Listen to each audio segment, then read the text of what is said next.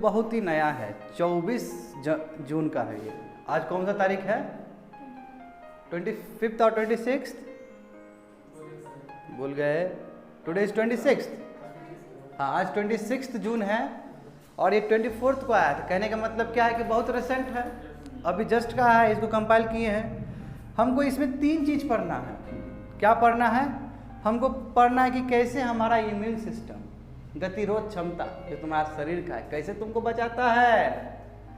कोविड-19 में इसका रोल क्या है, क्या ज़रूरत है कोविड-19 में, या कोई भी तरह का बीमारी हो तो, नंबर 1। दूसरा क्या है, यही इसी के बारे में बोल रहे थे पहले भी, बागजान ब्लो आउट। इसका मतलब क्या है कि जो तुम्हारा ऑयल कॉरपोरेशन आसाम में है, यहाँ पे क्या हुआ, आग लग गया। जब आग लग गया तो वहाँ का अगल बगल का जो सेंचुरी है, नेशनल पार्क है, आसाम में है। न्यूज़ में चल रहा था कुछ दिन पहले, जून 8 या 9 तारीख को हुआ है, 8-9 इसी के आसपास हुआ है, मैं बताऊंगा। ठीक है, तो इसमें क्या दिक्कत हुआ है, सरकार को किस तरह स्टेप्स लेना चाहिए, या फिर सरकार क्या तरह का गलती कर रही है, यही जानना है हमको। और ये आपका टोटली आपका इकोलॉजी का पार्ट है जो कि मंडे से चलेगा। ठीक है, थर्ड वन क्या है, राज्यसभा इलेक्शन। आ गया संविधान। राज्यसभा का इलेक्शन कैसे होता है? अभी राज्यसभा का इलेक्शन हुआ है, तो राज्यसभा में लोग कैसे पहुंचते हैं, ये सभी चीज़ हमको जानना है। पहला जो है, हाथ में रखो सिलेबस, पहला जो है इसमें कहा गया है कि ये कहाँ का, हिंदू का है, 21 जून को आया था। ठीक है, और टॉपिक का नाम क्या था, एंटीबॉडीज अगेंस्ट कोविड-19 या corona virus start to decrease in 2 to 3 months study finds. यानी कि एक सर्वे हुआ है, एक स्टडी हुआ है इम्यून सिस्टम को लेके। इसके बारे में थोड़ी देर में चर्चा करेंगे हम लोग। और इसका देखो कहाँ पे है, इसका तुम्हारा साइंस एंड टेक्नोलॉजी से रिलेटेड है ये। ठीक है, तो कितना नंबर, 12th नंबर है, देखो तुरंत जाके चेक कर लो। Science and technology development and their applications and effects in everyday life, हाथ पे होना चाहिए। GS paper 3 science and technology, correct मिल गया।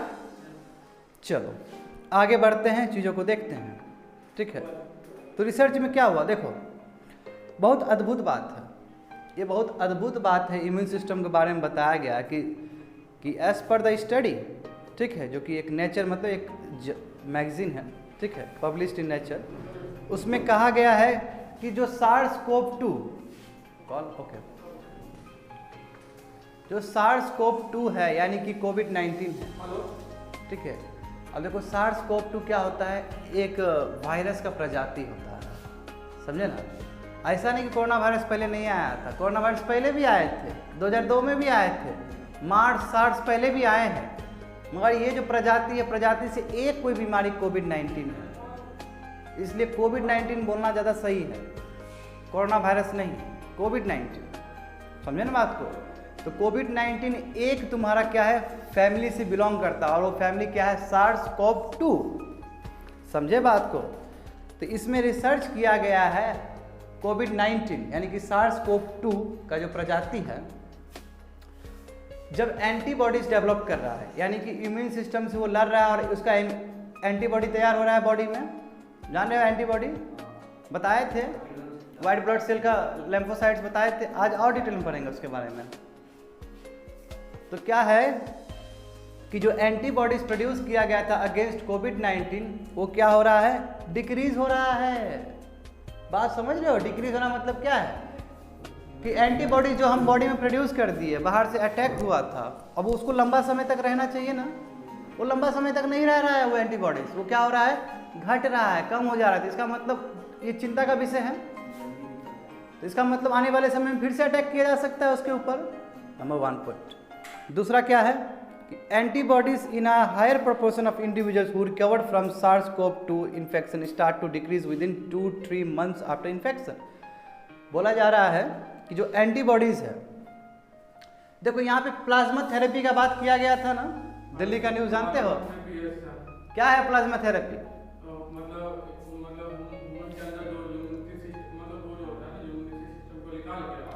हाँ, वेरी गुड।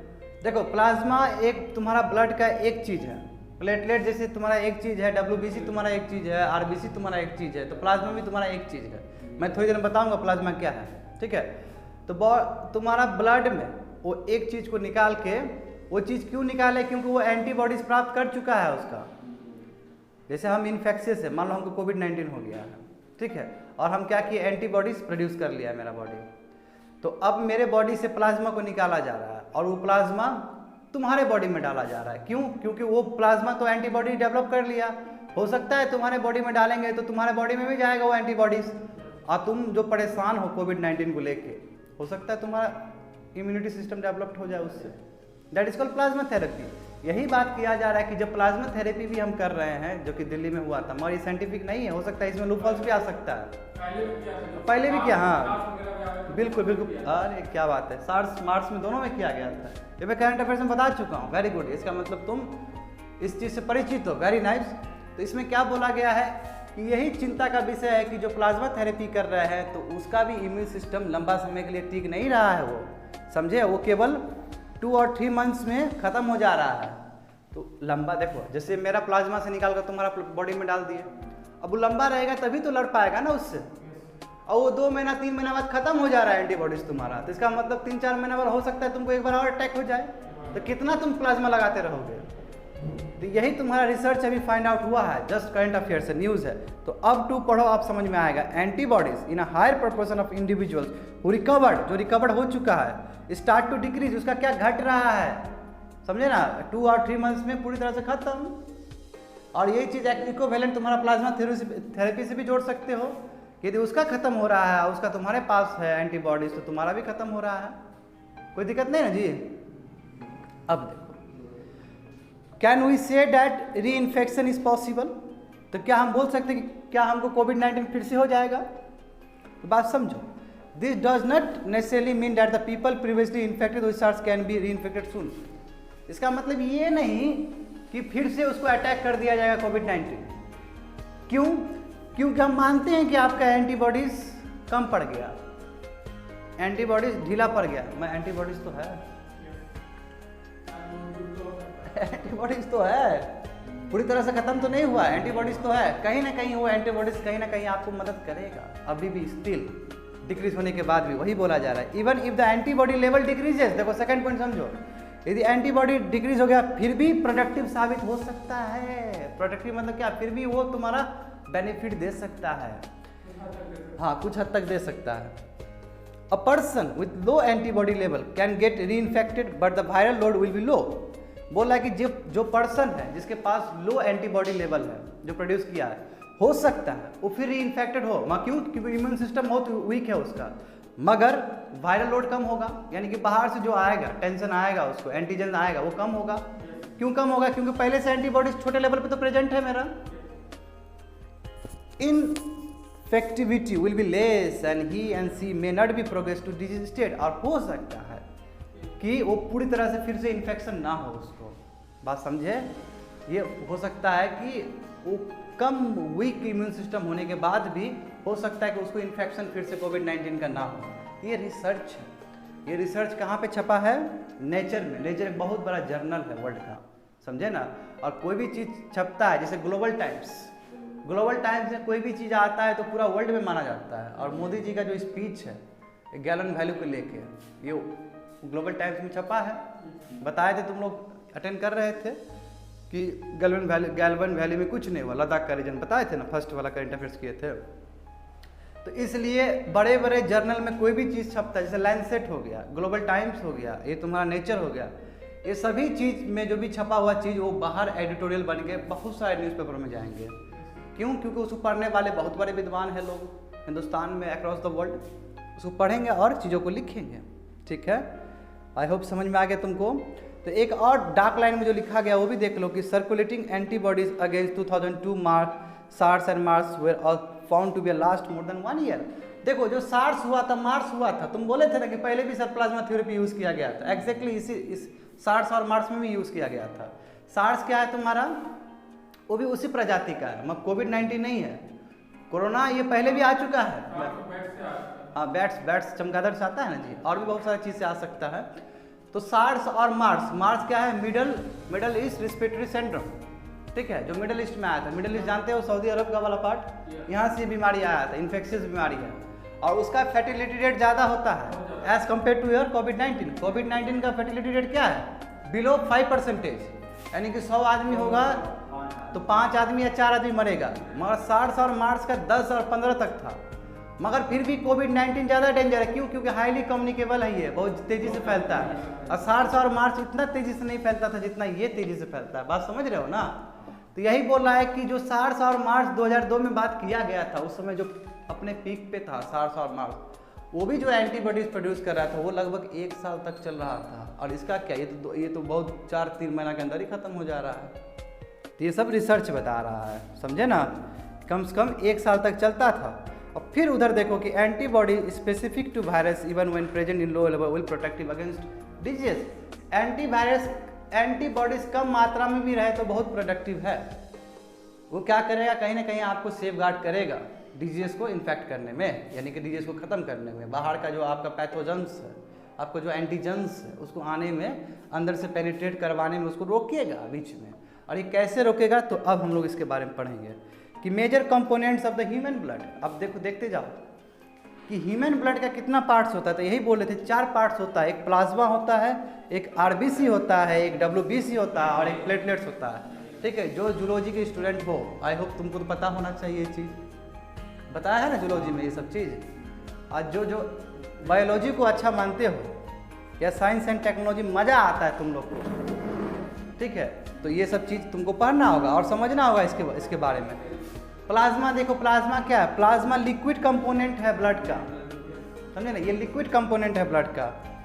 और क्या है? In which various blood cells are suspended. Liquid component है ब्लड का जहाँ पे बहुत सारे सेल्स सस्पेंडेड होंगे, रखा जाएगा इस तरह अरेंज करके, समझे? ज़्यादा कुछ नहीं जानना। और इसमें क्या है तुम्हारा, it contains all the non cellular component, जैसे इम्यूनोग्लोबिन्स हो गया और दूसरे भी प्रोटीन्स और इलेक्ट्रोलाइट्स। इलेक्ट्रोलाइट मतलब क्या होता है? Positive negative.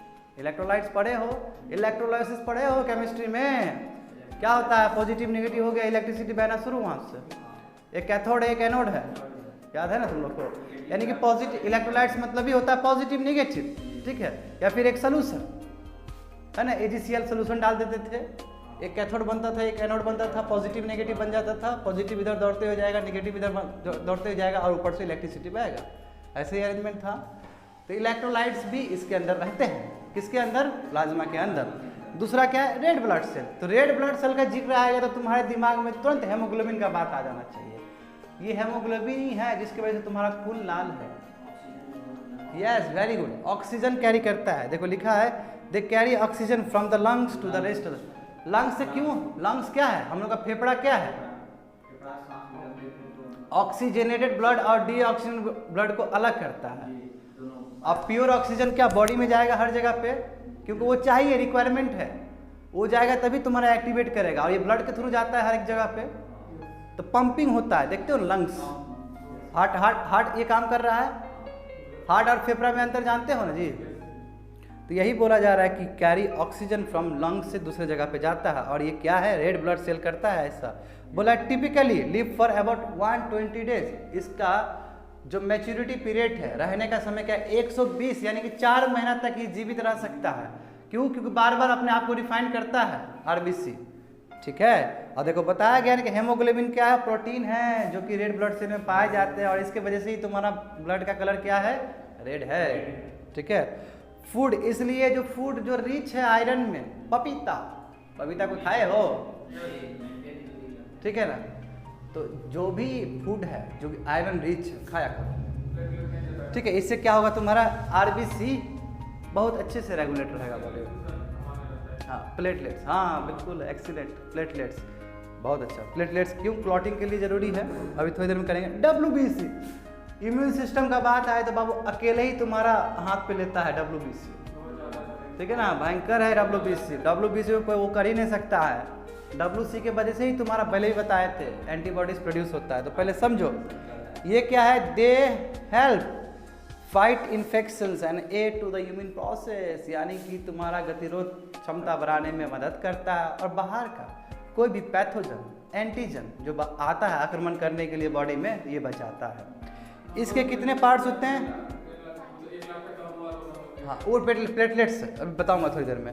देखो उस दिन भी बताए थे ना 5 पार्ट्स और 1 पार्ट्स का बात किए थे हम लोग, लिम्फोसाइट्स का बात किए थे। आज हम सब का बात करेंगे, ठीक है? तो क्या है? लिम्फोसाइट्स है, मोनोसाइट्स है, एसिनोफिलिस है, वैसोफिल्स है, नेट्रोफिल्स है। ठीक है, याद करने की कोई ज़रूरत नहीं है तुम लोग को, बस तुमको एक ही याद करना, लिम्फोसाइट्स।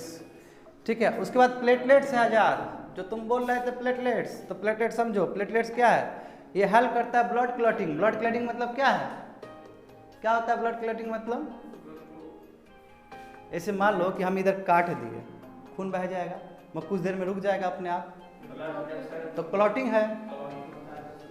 हाँ, बंद हो जाता है ब्लड। नहीं, प्लेटलेट्स का काम है ब्लड क्लॉटिंग। ब्लड क्लॉटिंग मतलब क्या है कि कट गया हाथ तो ब्लड बहेगा यहाँ से, और कुछ देर में देखोगे तो ब्लड रुक जाता है अपने आप, बिकॉज ऑफ प्लेटलेट्स। प्लेटलेट्स क्या करता है, उसको फिर बंद कर देता है, रोक देता है। तो प्लेटलेट्स शरीर के लिए ज़रूरी हो गया ना जी। और इसका तुम बोले थे 1.5 लाख, इसका मतलब घर में किसी को डेंगू हुआ है? नहीं, डेंगू जब काटेगा ना तुमको तो 10,000 तक भी जाता है। मेरे मित्र 8,000 तक पहुंचे हैं। ठीक है, और वो क्रिटिकल स्टेज हुआ, 8,000, 7,000, 4,000 गया तो सोचो कि गया। क्योंकि कोविड बोल रहे हैं इधर, डेंगू तो जानते ही हो। बोलो बोलो, डेंगू ही बोल रहे हो ना?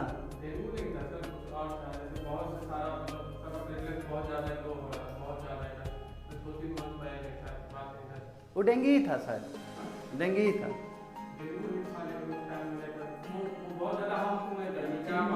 वो जैपनीज इंसेफ्लाइटिस बोल रहे हो क्या, चमकी बुखार बोल रहे हो क्या? हाँ, बड़े लोग को भी हो रहा था, सुने थे न्यूज़। हाँ हाँ, मुजफ्फरपुर में है ना बहुत चमकी बुखार। बिल्कुल, हाँ बहुत ज़्यादा, बिल्कुल बहुत ज़्यादा हो, उसको बोलते हैं जैपनीज इंसेफ्लाइटिस, चमकी बुखार। तो देखो समझ गए, इसका मतलब सब फेस किए हो। नॉर्मल प्लेटलेट काउंट कितना होगा नॉर्मल आदमी के शरीर में? 1.5 लाख से 4 लाख तक या 4.5 लाख तक। ठीक है, तो बात समझ गए चारों चीज़ का। अब आगे बढ़ते हैं, देखते हैं types of white blood cell. क्यों? क्योंकि ये एडिटोरियली तुम्हारा किसके बेस्ड है? इम्यून सिस्टम के बारे में। तो हम लोग इम्यून सिस्टम के बारे में ही जानेंगे, बाकी को रख देते हैं। और यहाँ पे जानते हैं कि जो 5 पार्ट है, मोनोसाइट्स, लिम्फोसाइट्स और भी जो चीज़ है। देखो जो मोनोसाइट्स और न्यूट्रोफिलिप्स है, यानी कि नंबर 1 और नंबर 3 है, ये पहला लाइन ऑफ डिफेंस काम करता है, पहचानने का कोई बाहर से पैथोजन तो नहीं आया है जो अटैक करना चाह रहा है बॉडी पे। बहुत गर्मी हो रहा है, ऑन कर दो ना, हो जाएगा, वहाँ से करो ना। क्यों नहीं होगा? खराब थोड़ी हुआ है, तुमको गर्मी हो रहा है। ठीक है, क्या करो यार। ठीक है, तुम लोग अच्छे स्टूडेंट हो, गर्मी लगना भी जरूरी है। देखो ठीक, बात समझो। यहाँ पे बहुत आराम से बताने की कोशिश कर रहा हूँ क्योंकि साइंस एंड टेक्नोलॉजी का पार्ट है, तेज़ी से पढ़ाऊंगा तो नहीं समझ में आएगा। देखो मोनोसाइट्स और न्यूट्रोफिलिस क्या करता है, ये first line of defence create करता है, यानी कि पहचानने की कोशिश करता है कोई आक्रमण तो नहीं कर दिया। ये दो का काम है, किसका? मोनोसाइट्स और न्यूट्रोफिलिस का काम है। अब देखो मोनोसाइट्स क्या करता है और डिटेल में देखो। They have a longer life span than many white blood cell. बाकी जितने वाइट ब्लड सेल है इसके छोड़ के जो 4 है ना जी, लिम्फोसाइट्स ये वो, उसके कंपेयर में इसका जो मैच्योरिटी पीरियड है, जीने का जो डेज है, काफ़ी ज़्यादा है, नंबर 1। दूसरा क्या है? They help to break down bacteria, क्योंकि फर्स्ट लाइन ऑफ डिफेंस है। यदि बाहर से कोई पैथोजन आया तो उसको ब्रेक कर देगा। अभी एंटीबॉडीज प्रोड्यूस नहीं कर रहा है, एंटीबॉडीज तब प्रोड्यूस करेगा जब ये लोग बोलेगा कि देखो यार बहुत भयानक चीज़ आया है। अब लिम्फोसाइट्स, लिम्फोसाइट्स अब तुमको कुछ काम करना होगा, तो लिम्फोसाइट बोलता है कि अरे है हम टेंशन क्या लेता है, हम देंगे सबको, सबका बदला लेगा। ठीक है ना, सबका बदला लेगा तेरा लिम्फोसाइट्स। ठीक है ना, मोनोसाइट्स का बदला लेगा, न्यूट्रोफिलिस का बदला लेगा, एंटीजन का बदला लेगा, पैथोजन का बदला लेगा तुम्हारा लिम्फोसाइट्स। अब समझो कि न्यूट्रोफिल्स क्या होता है। देखो they kill and digest bacteria and fungi. ये पहला लाइन ऑफ डिफेंस है, वो किल कर सकता है या डाइजेस्ट कर सकता है बैक्टीरिया को। They are the most numerous types of world blight cells and they are the first line of defence. बोले ना, पहला लाइन ऑफ डिफेंस है, यानी कि पहला जो बैक्टीरिया बाहर से पैथोजन्स वगैरह आएगा, पैथोजन में बैक्टीरिया वायरस कुछ भी हो सकता है, ठीक है, दिमाग खोल के सुनो ये चीज़। ये एंटीजन भी सेम चीज़ है, एंटीजन पैथोजन एक ही चीज़ है। बाहर से कोई आया तो पहला लाइन ऑफ डिफेंस में जो आगे रहेगा सैनिक, वो क्या है तुम्हारा न्यूट्रोफिलिप्स और तुम्हारा मेनोसाइट्स रहेगा। उसके बाद देखो लिम्फोसाइट्स क्या है, lymphocyte they create antibodies to fight against bacteria, बना देगा ये एंटीबॉडीज, समझे ना। और इसका भी एक लंबा कहानी बताऊंगा, बी सेल टी सेल थोड़ी देर बाद।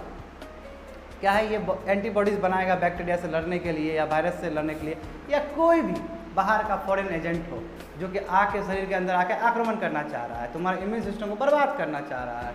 तो सबसे बड़ा रोल वाइट ब्लड सेल में किसी का है बाबू, तो वो है तुम्हारा लिम्फोसाइट्स का, इसको आप नहीं भूल सकते हैं। अब देखो दो चीज़ जो है आपका बेसोफिल्स और एसिनोफिल्स। तो बेसोफिल्स का क्या है थोड़ा ये भी देख लो। This stem cells seem to be sound an alarm when infectious agents invade the blood. ये अलार्म देता है कि सर कोई अटैक कर रहा है, कुछ देखिए, अलार्म दे रहा है, ठीक है ना। और इससे अलार्म कैसे देगा, एक केमिकल को सेग्रीगेट करके। तो वो केमिकल क्या है तुम्हारा, हिस्टामीन है, ठीक है, हिस्टामीन है। और इससे क्या होगा, a marker of allergic diseases that help control the body immune response. और बॉडी इम्यून रिस्पॉन्स को भी एक्टिवेट कर देता है कि क्या सर बाहर से आ रहा है पैथोजन, अलार्म दे रहा है तुम्हारा बॉडी को। और यही अलार्म बाद में सुन के लिम्फोसाइट्स एकदम बैठा रहता है कि मोनोसाइट से न्यूट्रोफिल्स फेल हो गया, तो हम है ना संभालने के लिए। लास्ट देखो eosinophils, they attack and kill parasites and cancer cells and help with allergic responses। और ये क्या करता है, कोई कैंसरस सेल्स को मार सकता है, यानी कि ये भी डिफेंस है। ये कोई कैंसरस सेल वगैरह आ रहा है तो उसको मार सकता है। मगर लिम्फोसाइट, मैं बार बार लिम्फोसाइट्स का जिक्र कर रहा हूँ, मात्र वाइट ब्लड सेल में लिम्फोसाइट्स ही है जो कि एंटीबॉडीज बनाएगा, बाकी सभी तुम्हारा डिफेंस का काम कर रहा है। बात समझे ना। अब देखो एंटीजन क्या है, देखो एंटीजन भी दो तरह का होता है। तुम लोग को अभी तक लगता है कि खाली बाहर से ही आता है, कभी कभी बॉडी के अंदर भी उत्पन्न हो सकता है एंटीजन, उसको बोलते हैं ऑटो एंटीजन। मगर ये बहुत रेयर केस है, समझे ना। ऑटो एंटी यानी कि बॉडी के अंदर ही तुम्हारा ऐसा सब्सटेंस प्रोड्यूस हो रहा है कि जो तुम्हारा इम्यून सिस्टम को बर्बाद कर देगा। बात समझे। तो पहले फॉरेन एंटीजन के बारे में जानते हैं। फॉरेन एंटीजन मतलब क्या कि जो बॉडी के आउटसाइड प्रोड्यूस हुआ है, बाहर पैथोजन आ रहा है, बैक्टीरिया, वायरस, फंजाई, ठीक है, इसमें सब कुछ हो सकता है। इसमें जैसे स्नेक वेनम, स्नेक का विष काट लिया, डस बाहर प्रोड्यूस हो रहा है, काट लिया, वास्ते जाएगा तुम्हारा, फिर एंटीबॉडीज प्रोड्यूस करने के लिए तैयार है लिम्फोसाइट्स, समझे बात को। मगर ऑटो एंटीजन क्या है, auto antigen originate with in the body, body के अंदर ही ओरिजिनेट हो रहा है, मगर ये एंटीजन है, दिमाग में रख लेना, ये क्या है, एंटीजन है। Normally the body is able to distinguish self from the non self. आमतौर पे बॉडी को पता चल जाता है कि कौन अंदर का चीज़ है, कौन बाहर का चीज़ है। यदि अंदर का कोई चीज़ प्रोड्यूस किया है तो बॉडी का है एंटीबॉडीज बनाएगा अपने बॉडी के लिए, है ना। यदि यहाँ पे मेरा चाचा और मामा आ जाएगा तो हम काहे रोकेंगे उसको। यदि मैं नॉर्मल हूँ और मेरा यदि दिमाग उड़ गया है, चाचा भागो भागो यहाँ से, बात समझ रहे हो ना।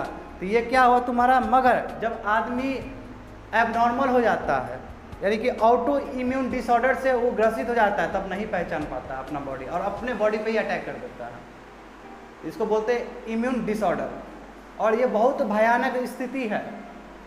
और जो तुम्हारा बताए थे जीका वायरस, सब जीका वायरस में यही होता है, ऑटो इम्यून डिसऑर्डर, यानी कि अपना इम्यून सिस्टम खुद ही अटैक कर दे रहा है। बात समझे ना, इतना ज़्यादा इसका नेगेटिव रिपरकशन है। तो समझ गए एंटीजन, समझ गए, कोई फॉरेन एंटीजन भी हो सकता है, कोई इनसाइड वाला भी हो सकता है। ऑटो मतलब क्या, खुद सेल्फ जनरेटेड एंटीजन है बॉडी का। अब समझो एंटीबॉडी क्या है। एंटीबॉडी प्रोटीन है, जानते ही हो, जो कि किसके लिए, कैसे बनाए, क्या कि फॉरेन पैथोजन आया है लड़ने के लिए, एंटीजन आया है, तभी तो हम बनाए लिम्फोसाइट, तभी तो बनाया है इस चीज़ को। They play a greater role in the immune system and they are created by the white blood cell, है ना। बहुत इंपॉर्टेंट रोल है जी एंटीबॉडी का। और ये कौन बनाता है, डब्ल्यूसी बनाता है, डब्ल्यूसी का भी स्पेशली लिम्फोसाइट्स बनाता है, ठीक है। और एंटीबॉडी को मेडिकल टर्म में, साइंटिफिक टर्म में क्या बोला जाता है, इम्यूनोग्लोबुलिन। तुम लोग सुना होगा ये चीज़, जब अपना रिपोर्ट कार्ड देखोगे, मेडिकल का रिपोर्ट आता है ना, इम्यूनोग्लोबुलिन लिखा रहता है, तो उस समय समझना कि क्या है, एंटीबॉडी के बारे में बोल रहा है। तो क्या है, ये प्रोटेक्टिव प्रोटीन है जो कि इम्यून सिस्टम प्रोड्यूस करता है पैथोजेंस को लड़ने के लिए। फॉरेन एंटीजेंस, पैथोजेंस सब एक ही चीज़ है, ठीक है। और antibodies recognise and attack antigens in order to remove from the body, body से हट जाए, यही तो काम है। कोई बाहर का आदमी आए तो वो नहीं चाहता है ना वो अंदर रहे, क्या कि डिस्टर्ब करेगा उसका बॉडी को, तो ख़त्म कर दिया, एंटीबॉडी हो गया। अब समझो how our immune system works when a foreign antigen is detected. अब देखो कैसे हम लोग का इम्यून सिस्टम काम करता है जब बाहर का कोई डिटेक्ट होता है पैथोजन। ये तो हम बता दिया ऐसे से करता है, मगर प्रोसेस क्या है, इसमें हो क्या रहा है, बीच में कौन सा घटना घट रहा है। तो यहाँ पे तुम्हारा टी सेल बी सेल का बात आ जाएगा, जो कि तुम्हारा किसका पार्ट है, लिम्फोसाइट्स का पार्ट है। तो यहाँ पे देखो when the body is invaded by bacteria, ठीक है, या फिर वायरस या पैरासाइट, इससे क्या अलार्म होगा, बताए थे अलार्म होगा। अलार्म कौन देगा तुम्हारा, एक बताए थे फोर्थ वाला वैसोफिल्स देगा, वैसोफिल्स देगा। तो यही यहाँ पे बोला गया है कि जब आपके बॉडी को बाहर से कोई पैथोजन अटैक कर दिया तो आपको अलार्म मिला है। Number 1 point, it sets up a chain reaction of cellular activity in the immune system. और ये चेन रिएक्शन हर एक सेल को सूचित कर रहा है, सतर्क रहो, समझे ना, चेन रिएक्शन क्रिएट कर दिया सेल में। दूसरा क्या है, माइक्रोफेजेस और immune cell such as basophils neutrophils में भी develop to attack the invading pathogen. और इससे क्या हुआ कि जो पहला लाइन ऑफ डिफेंस है वो तैनात हो गया, अब हम लड़ेंगे इससे। Number 3, this cells often do the job and invaders is destroyed. और ये हमेशा काम करता है, इन्वर्टर को बर्बाद किया जाता है। मगर ऐसा कब, मान लो कि ऐसा सिचुएशन है जो कि बाहर से पैथोजन बहुत पावरफुल हो, तो ऐसा भी तो हो सकता है कि झुटपुटिया वाला ना हो, बहुत ताकतवर हो, तो लिम्फोसाइट दौड़ते हुए आएगा यहाँ पे। अभी लिम्फोसाइट नहीं आया है, अभी दूसरा कोई काम कर रहा है, फर्स्ट लाइन ऑफ डिफेंस काम कर रहा है। तो यही बोला है कि but sometimes when the bodies neuro require a more sophisticated attack, जब बहुत ज़्यादा इंपॉर्टेंट जरूरत पड़े तो टी सेल और बी सेल पर्दे पे आता है। टी सेल और बी सेल पर्दे पे आता है बचाने के लिए, क्यों, क्योंकि first line of defence fail कर गया है आपका। अब first line of defence fail कर गया है और सेकंड लाइन ऑफ डिफेंस नहीं रहेगा तो बॉडी तो खत्म हो जाएगा। देखते हो ना, जब वार में जाया जाता है तो क्या टुकड़ी बनता है अलग अलग, कि एक खत्म हुआ तो एक है ना मेरा, इस तरह बनता है। बॉडी का भी यही है, सोचो कितना खूबसूरत बॉडी है ह्यूमन बींग का। तो बोला how immunity is developed in human body. देखो 3 केस है इसका। एक है तुम्हारा सिंपल, क्या कि न्यूट्रोफिलिप्स क्या कर रहा है, ये केवल तुम्हारा रिस्पॉन्स दे रहा है, मतलब अलार्म वगैरह जनरेट कर रहा है। इसको बोलते हैं नॉन स्पेसिफिक इम्यून रिस्पॉन्स। इसका मतलब क्या है कि कोई खास बात, कोई स्पेसिफिक चीज़ नहीं है, ये केवल अलार्म जनरेट कर रहा है। किसके थ्रू, देखो वहाँ पे neutrophils and other cells tend to prevent the virus from causing symptoms, यानी कि इसको रोकने का प्रयास किया जा रहा है केवल। अभी एंटीजन प्रोड्यूस नहीं किया जा रहा है, अभी सॉरी एंटीबॉडी प्रोड्यूस नहीं किया जा रहा है, पहला लाइन ऑफ डिफेंस हो रहा है। सेकंड देखो एडाप्टिव रिस्पॉन्स। एडाप्टिव रिस्पॉन्स मतलब क्या है, सुन आफ्टर, उसके बाद the body makes antibodies specific to the virus called the immunoglobulins. क्या है, इसके बाद यदि first line of defence fail हो जाता है तो बॉडी क्या कर रहा है, एंटीबॉडीज बना रहा है, वही आपका एडाप्टिव रिस्पॉन्स है। इन एडिशन सेलुलर इम्यूनिटी, देखो सेलुलर इम्यूनिटी में क्या होता है, in addition the body will have cellular immunity when the body makes T cell that destroy the cell and that have been infected by the virus. अब third में क्या है कि और कॉम्प्लेक्सिटी आ जाता है, टी सेल बी सेल ये सब का प्रोसेस होता है। मैं थोड़ी देर में इसके बारे में और जानकारी दूंगा तुम लोग को, तो आई होप समझ में आ रहा होगा तुम लोग को। अब देखो difference between T cell and B cell, इतना लंबा नहीं चलना है, बस यही समझना है। देखो कि टी सेल और बी सेल क्या है, लिम्फोसाइट्स का पार्ट है, बात समझ गए। टी सेल और क्या है, लिम्फोसाइट्स का पार्ट है। और ये क्या कर रहा है, इम्यून सिस्टम को रिस्पॉन्स मिला रहा है कि इम्यून सिस्टम आपको लड़ना है, आपको एंटीबॉडीज प्रोड्यूस करना है। ये काम किसका है, टी सेल और बी सेल का। और देखो both are produce in bone marrow. Bone marrow कोई सुना है यहाँ से, बोन मैरो सुने हो ना, क्या होता है बोन मैरो, बताओ जरा हमको। बोन के जो सेंटर में स्पॉन्जी मटेरियल होता है, बोन समझते हो ना, बोन मतलब क्या होता है, बोन हड्डी, हड्डी के बीच में स्पॉन्जी एक एरिया होता है सेंटर में, और उसको बोलते हैं बोन मैरो। हड्डी है, हड्डी के बीच वाला सेंटर वाला इलाका जो कि स्पॉन्जी होता है। स्पॉन्जी समझ रहे हो ना, स्पॉन्ज वाला मिठाई खाए हो ना जी, स्पॉन्जी होता है, वही क्या है, वही एरिया तुम्हारा क्या है, बोन मैरो। यानी कि तुम्हारा टी सेल और बी सेल बोन का वो स्पॉन्जी वाला सेंटर वाला में प्रोड्यूस हो रहा है। आई होप समझ में आ गया होगा, एक बार और एक्सप्लेन करें, समझ में आ गया ना। तो अब देखो ये लंबा नहीं चलेंगे। अब देखो मेन पर्पस क्या है कि टी सेल क्या करता है, बी सेल को एक्टिवेट करता है। टी सेल क्या कर रहा है, लास्ट लाइन देखो, टी सेल क्या कर रहा है, बी सेल को एक्टिवेट कर रहा है और बी सेल तुरंत एंटीबॉडीज को सेग्रीगेट कर दे रहा है, सीक्रेट कर रहा है, यानी कि प्रोड्यूस कर दे रहा है। तो लिम्फोसाइट्स में दो भाग है, आपका एक टी सेल है, आपका बी सेल है। और बी सेल क्या करता, टी सेल क्या करता है, एक्टिवेट कर देता है बी सेल को, और बी सेल जब एक्टिवेट हो जाता है तो ऑटोमेटिकली क्या प्रोड्यूस कर देता है, एंटीबॉडी। ज़्यादा जाने की जरूरत नहीं है, ये एडिटोरियल है, बात समझे ना। अब मन है तो चल जाना, कोई दिक्कत नहीं है। अब देखो एंटीबॉडीज, अब एंटीबॉडीज प्रोड्यूस हो गया आजाद। एंटीबॉडीज कौन प्रोड्यूस कर दिया तुम्हारा, टी सेल ने झटका मारा बी सेल को, अब बी सेल जाके प्रोड्यूस कर दिया। अब जो एंटीबॉडीज प्रोड्यूस होगा उसका भी तो अलग अलग टाइप्स हो सकता है, वो भी तो अलग अलग तरीके का हो सकता है। हो सकता है कि तुम्हारा बॉडी में उस लेवल का रिक्वायरमेंट ना हो एंटीबॉडीज़ का, तो हो सकता है वो स्मॉलर वाला एंटीबॉडी निकले। हो सकता है बहुत तगड़ा चाहिए तुमको एंटीबॉडी उस बीमारी को लड़ने के लिए, तो हो सकता है कुछ अलग लेवल पे निकले। इसका अलग अलग टाइप्स हो सकता है, यही टाइप्स तुमको जानना है कि हर एक एंटीबॉडीज़ का लेटर से हम लोग डिनोट करते हैं। जैसे कि ये क्या है, IgG है, देखो IgG है, IgM है, IgA है, IgD है, IgE है। इंपॉर्टेंट है, बायोलॉजी का क्लास हो रहा है जी।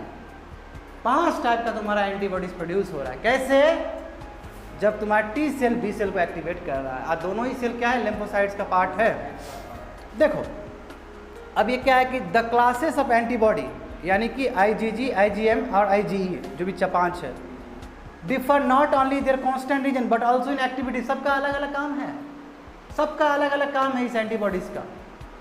तो कैसे, देखो एग्जाम्पल दिया है, देखो एग्जाम्पल ये कि IgG, देखना अच्छे से देखना इसको प्लीज़, उसको ऊपर करना, बहुत इंपॉर्टेंट चल रहा है, बात समझो कि IgG मोस्ट कॉमनली एंटीबॉडी है, यानी कि बॉडी में जो प्रोड्यूस होगा एंटीबॉडी, सबसे कॉमन एंटीबॉडी प्रोड्यूस कौन होगा, IgG, ठीक है, वो सबसे ज़्यादा कॉमन प्रोड्यूस। और कहाँ पे रहेगा, ब्लड और टिश्यू फ्लूइड्स में।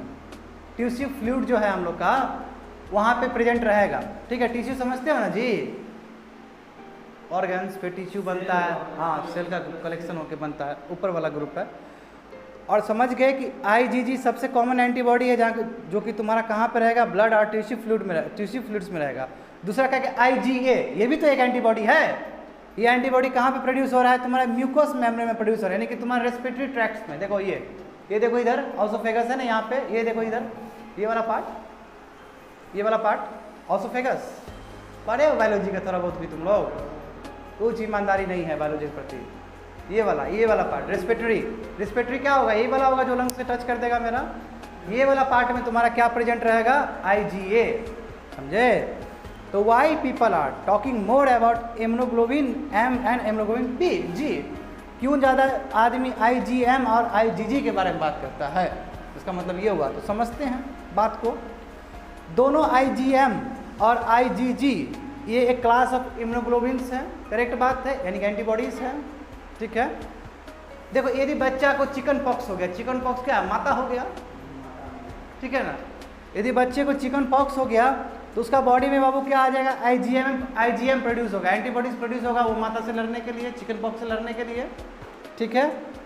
इमीडिएटली आफ्टर द एक्सपोजर, यानी कि चिकन पॉक्स का जो आया है तुम्हारा पैथोजन ही है ना, बाहर का अटैक किया है, जब वो तुमको अटैक किया तो तुम्हारा बॉडी क्या प्रोड्यूस किया है, टी सेल से बी सेल क्या प्रोड्यूस कर रहा है इस चीज़ को, एंटीबॉडीज। कौन सा एंटीबॉडीज, IgM प्रोड्यूस हो गया। अब देखो once the child gets disease, जब चाइल्ड डिजीज हो गया, ग्रसित हो गया, लंबा डिजीज हो गया, तो अब वो तुम्हारा क्या होगा कि IgM नहीं रहेगा, वो बाद में जाके IgG में कन्वर्ट हो जाएगा, यानी कि दूसरे में कन्वर्ट हो जाएगा। तो देखो once the child gets the disease, यानी कि चिकन पॉक्स हो गया, he acquires long term immunity against it by developing IgG। समझ रहे हो बात को। अब वो IgM नहीं है, अब वो IgG डेवलप कर लिया है। इसलिए क्या है कि IgM बताता है कि आपका रिसेंट इन्फेक्शन है, आपको तुरंत हुआ है, अभी आपको मैया रानी अभी तुरंत हुआ है, और यदि मैया रानी हो गया और लंबा समय तक शरीर में दहशत दे के बैठे हुए हैं, तो ये कहाँ से पता चलेगा तुमको, IgG से पता चलेगा कि मैया रानी काफ़ी दिन से शरीर में प्रवेश करके बैठे हुए हैं। समझ में आया, आउट ऑफ बॉक्स। वही तो मैया रानी को मैं एकदम पूरी तरह से कटाक्ष मार रहा हूँ, नहीं समझ रहे हो तुम लोग। यहाँ तो दवाई हुआ कुछ नहीं, यहाँ के अरुल को फूल ला देगा, ये उधर पत्ता उत्ता लेके आ देगा, बोले यार झाड़ो इसको झाड़ो, बुलाओ मालिक को भी बुलाओ, मालिक को भी बुलाओ।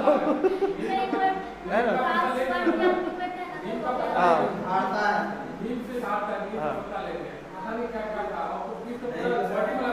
होता है, तुम्हारा भी हुआ है। माली आए थे होता है कल्चर कल्चर। अब सोचो तुमको क्या हुआ था, पहले तुमको क्या डेवलप हुआ तुम्हारे बॉडी में, पहले आईजीएम डेवलप हुआ था। हाँ ठीक हो जाता है, आईजीएम तुम्हारा स्ट्रांग हो गया होगा, समझे ना, ये टेक्निकल लेवल पे बात कर रहे हैं, समझे। चलो भाई बहुत अच्छी बात है। देखो समझो, तो क्या हुआ कि जब आईजीएम होगा इसका मतलब आपको तुरंत अभी अटैक किया गया है, और आईजीजी हो गया इसका मतलब पहले अटैक किया गया था, तभी तो आप एंटीबॉडीज डेवलप करके इतना दिन तक बैठे हुए हैं। We can say IgM is the first antibody, बिल्कुल आप कह सकते हैं कि आपका आईजीएम क्या है, पहला एंटीबॉडी है जो कि इन्फेक्शन से लड़ने के लिए काम कर रहा है। आईजीएम में डिसअपियर, आईजीएम जो पहला आपका जो एंटीबॉडी हुआ है वो हो सकता है कि 2 और 3 वीक्स में ख़त्म हो जाए। 2 और 3 वीक्स मतलब क्या हुआ, 21 दिन के अंदर ख़त्म हो सकता है। It is replace by IgG, क्यों, आईजीजी सीनियर है, आईजीजी से रिप्लेस हो गया, और हो सकता है कि आईजीजी तुमको लंबा टर्म के लिए इम्यूनिटी दे दे, वो लंबा समय तक तुम्हारे शरीर में रह जाए, बात समझे ना। तो आईजीजी क्या चीज़ से रिप्लेस हो रहा है, आईजीएम से रिप्लेस हो रहा है, सॉरी आईजीएम तुम्हारा आईजीजी से रिप्लेस हो रहा है। Fine. Some of the antibodies generated in response to the infection with some virus like polio or measles give a lifetime of immunity। क्या बोला जा रहा है, कुछ कुछ एंटीबॉडीज आपके शरीर में जनरेट हो जाते हैं तो वो आपको जिंदगी भर के लिए आपको सुरक्षा प्रदान करते हैं, और ये कारण है आपका आईजीजी की वजह से, जो आपका सेकेंड एक्सपोजर है। फर्स्ट एक्सपोजर आईजीएम है, बार बार रिपीट कर रहा हूँ। However common cold related antibodies will be lost with in a short time. मगर जब कॉमन कोल्ड हो, कॉमन कोल्ड क्या होता है, सर्दी खांसी टाइप का, तब सर्दी लग गया, कॉमन कोल्ड सर्दी है, सर्दी हुआ तो उस समय भी आपका एंटीबॉडी प्रोड्यूस हुआ, क्यों, सर्दी हुआ बाहर की वजह से हुआ है, तो वो जो एंटीबॉडीज प्रोड्यूस हुआ कुछ ही दिन तक रहेगा, लंबा नहीं चलेगा, जरूरी नहीं है आपके बॉडी के लिए, तो जरूरी नहीं कि हर एक एंटीबॉडीज आपके जीवन काल तक चले, है ना, कुछ आपका 2 दिन रहेगा, कुछ हो सकता है जिंदगी भर के लिए। जैसे पोलियो चाहिए ना जिंदगी भर के लिए, हाँ नहीं समझे, सॉरी, कोविड तो हम वही केस तो वही बोल रहे हैं ना, कोविड का तो तुम्हारा जो एंटीबॉडी प्रोड्यूस हो रहा है वो 4 और 5 3 और 4th मंथ में ख़त्म हो जा रहा है, डिक्रीज हो जा रहा है, यहीं से तो हम लोग चले हैं इस चीज़ को समझने के लिए कि इम्यून सिस्टम कैसे काम करता है, समझे। तो antibody refers to protein that bind to antigen. तो क्या है कि आपका जो एंटीबॉडी वो कुछ नहीं, वो प्रोटीन है जो कि आपके एंटीजन को बाइंड करता है, यानी कि बर्बाद करता है, उसको निकाल देता है। Antigen is all about pathogens, समझ में आया जी। तो आपका एक आर्टिकल पूरी कम्प्रिहेंसिव तरीके से खत्म हुआ है कि इम्यून सिस्टम आपका बॉडी में कैसे काम कर रहा है। जब मैया रानी आ रही थी शरीर में तो कैसे आईजीएम और आईजीजी काम कर रहा था। कोई डाउट है तो पूछो, मैंने क्रिस्टल क्लियर तरीके से बताया तो है तुम लोग को, फिर भी कोई डाउट है तो पूछो। आइयो तुम जाओ ना प्लीज़, पानी ले आओ ना ऊपर से। थक गए हो क्या, पानी ले आओ ना। आज लग रहा है कि ज़्यादा थके हुए हो।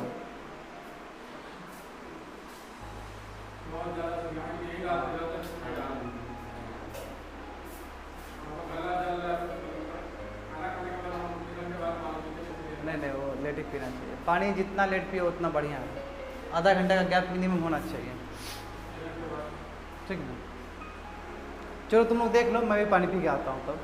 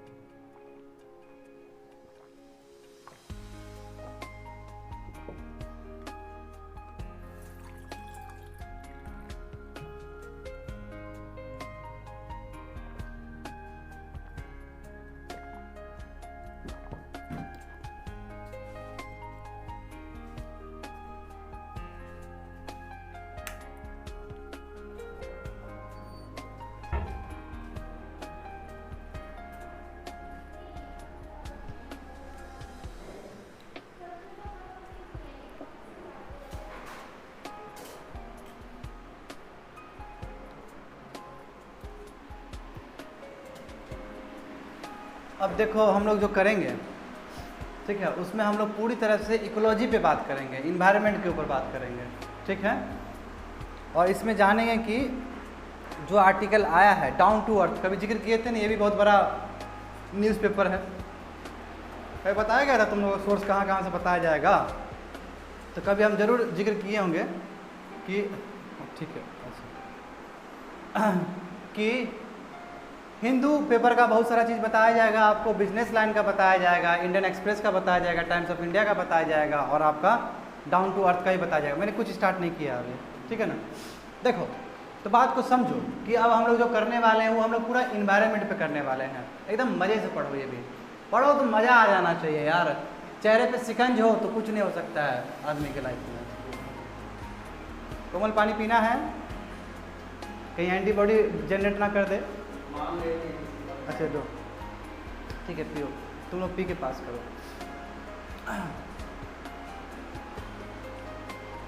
और चीज़ों को जितना दिल से समझोगे ना तो उतना तुम्हारा माइंड काम करेगा। बात समझ रहे हो आजाद, क्या बोलना चाह रहे हैं? हाँ, उतना मज़ा आएगा, उतना उमंग आएगा तुम्हारे अंदर। और चीज़ों को रिलेट करना सीखो बाबू। जैसे कि कोमल ने रिलेट किया ना कि क्लास 1 में इसको हो गया था इन्फेक्शन, 1 ही में तो हुआ था ना। तो फिर तो कहने का मतलब है कि आपको अपने लाइफ से भी कनेक्ट कर सकते हैं, आप सोसाइटी के लाइफ से भी कनेक्ट कर सकते हैं, आप कहीं से भी कनेक्ट कर सकते हैं। और जितना आप कनेक्ट करेंगे उतना ही आपको मज़ा आएगा उस चीज़ को पढ़ने में, समझे ना। Do want water?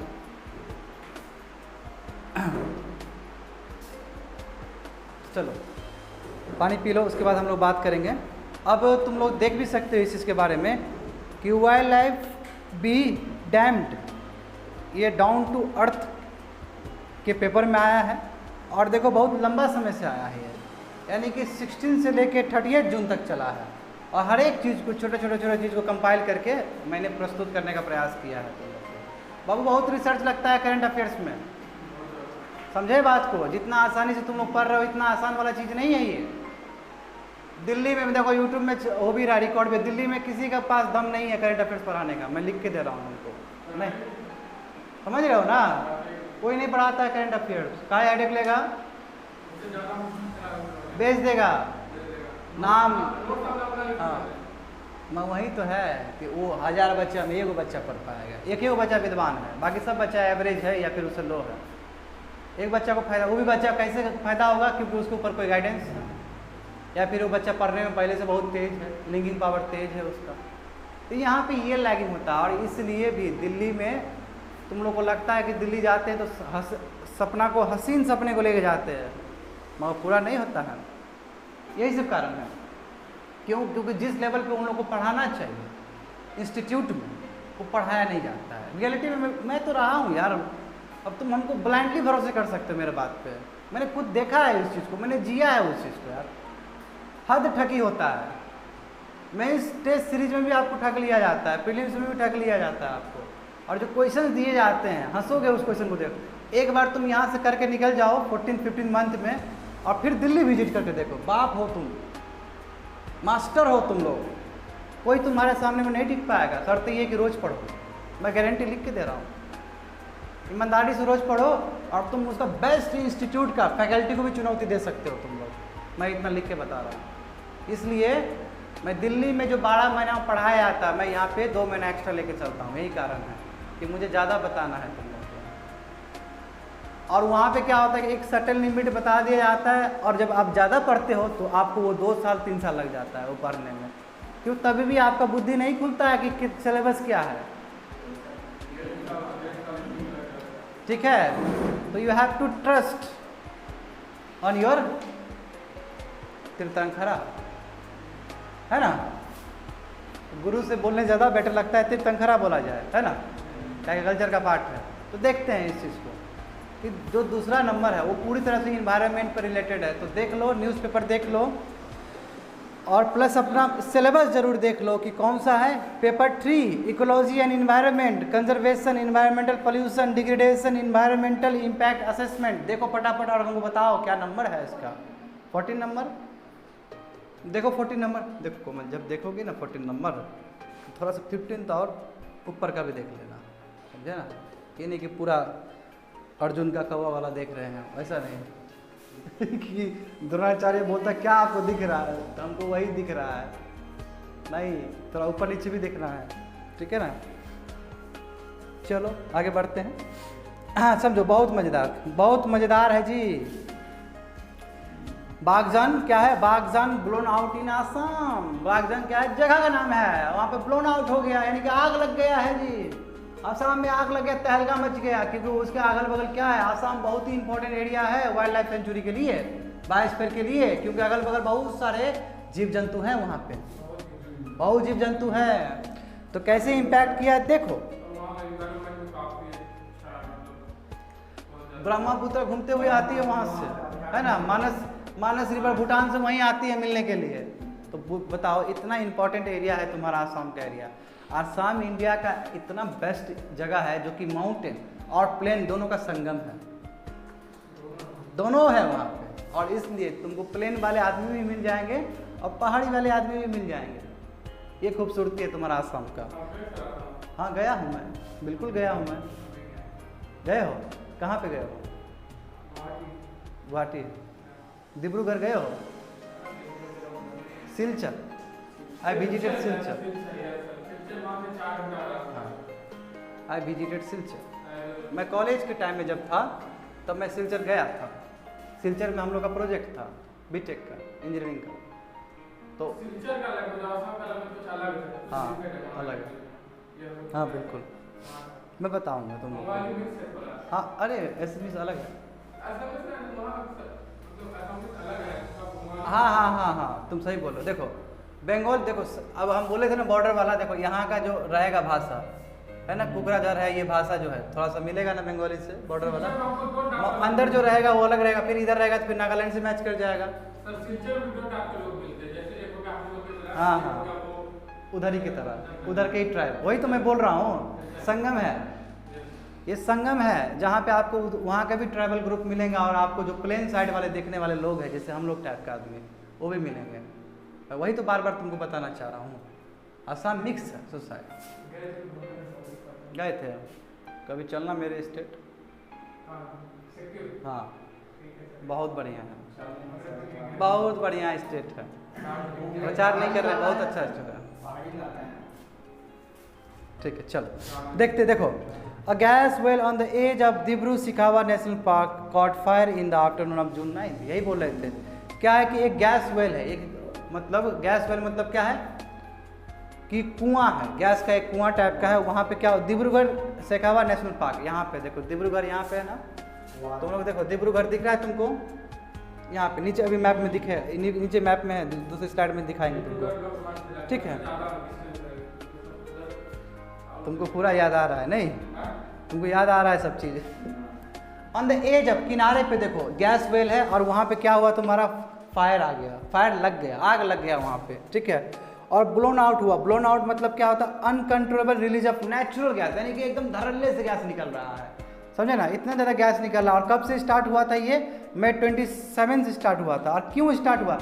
Drilling operation हो रहा है। ड्रिलिंग मतलब क्या, खोद खाई, माइनिंग वाला काम हो रहा है वहाँ पे, माइनिंग वाला काम हो रहा है। इसकी वजह से क्या हुआ कि अचानक गैस वगैरह निकल रहा है। ये होता है ना तुम्हारा जब डिजास्टर वगैरह होता है तो जब ड्रिलिंग चला वहाँ पे, ठीक है, ड्रिलिंग चला 27 मई को, तो वहाँ से अनकंट्रोलेबल तुम्हारा रिलीज ऑफ नेचुरल गैस हुआ है, ठीक है। और क्या बोला जा रहा है, to access untapped reservoir at the well, माना कि अनटैप्ड रिजर्वर मतलब वो रिजर्वर को हम खोद रहे थे जो कि अभी तक हमको परमिशन नहीं था खोदने का।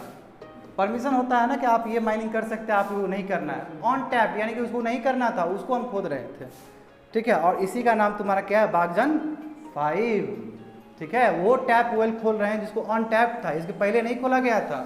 और ये करने की वजह से क्या हुआ कि गैस लीक हो गया, गैस लीक गया तो बवंडर बन गया आपका वो। और किसके करीब है ये, तुम्हारा डिब्रूगढ़ नेशनल, उसके पास से नेशनल डिब्रू सेखावा नेशनल पार्क के पास से, ठीक है। अब देखो ऑयल इंडिया लिमिटेड, OIL, ये क्या है, पब्लिक सेक्टर कंपनी है, दिमाग में डाल लेना इकोनॉमिक्स में, ठीक है। इस operating the oil located in the, अब देखो ये काम करती थी, इसके आसपास काम करने वाला कौन है, ऑयल इंडिया लिमिटेड, यानी कि बेगूसराय का नाम आएगा तो रिफाइनरी का नाम आएगा ना जी, उसी तरह तुम्हारा ऑयल इंडिया लिमिटेड का नाम आ रहा है, पब्लिक सेक्टर, ये ऑपरेट करती थी जितने भी आसपास विलेज एरिया में था, वहाँ पे बागजान विलेज में जो था, तिनसुकिया डिस्ट्रिक्ट, ये तिनसुकिया डिस्ट्रिक्ट के अंदर का बात चल रहा है। जैसे बेगूसराय डिस्ट्रिक्ट में रिफाइनरी का बात है, उसी तरह तुम्हारा तिनसुकिया डिस्ट्रिक्ट में तुम्हारा ये बागजान विलेज है, और ये विलेज में घटना घटित हो रहा है। और कौन सा पीएसयू इन्वॉल्व है इसमें? Oil India limited. समझे ना बात को? द कंपनी, देखो कंपनी क्या कर रहा है, company undertakes oil and gas extraction and exploratory operation in 23 wells around the Baghjan. और इसने ठेका लिया है, यानी कि मतलब इसने क्या किया है कि हम करेंगे, ऑपरेशन करेंगे। कितना ऑपरेशन करेंगे वहाँ पे? 23 वेल्स का ऑपरेशन करेंगे, यानी कि खोदने का, ड्रिलिंग का किसके ऊपर रिस्पॉन्सिबिलिटी है? ऑयल इंडिया लिमिटेड के ऊपर।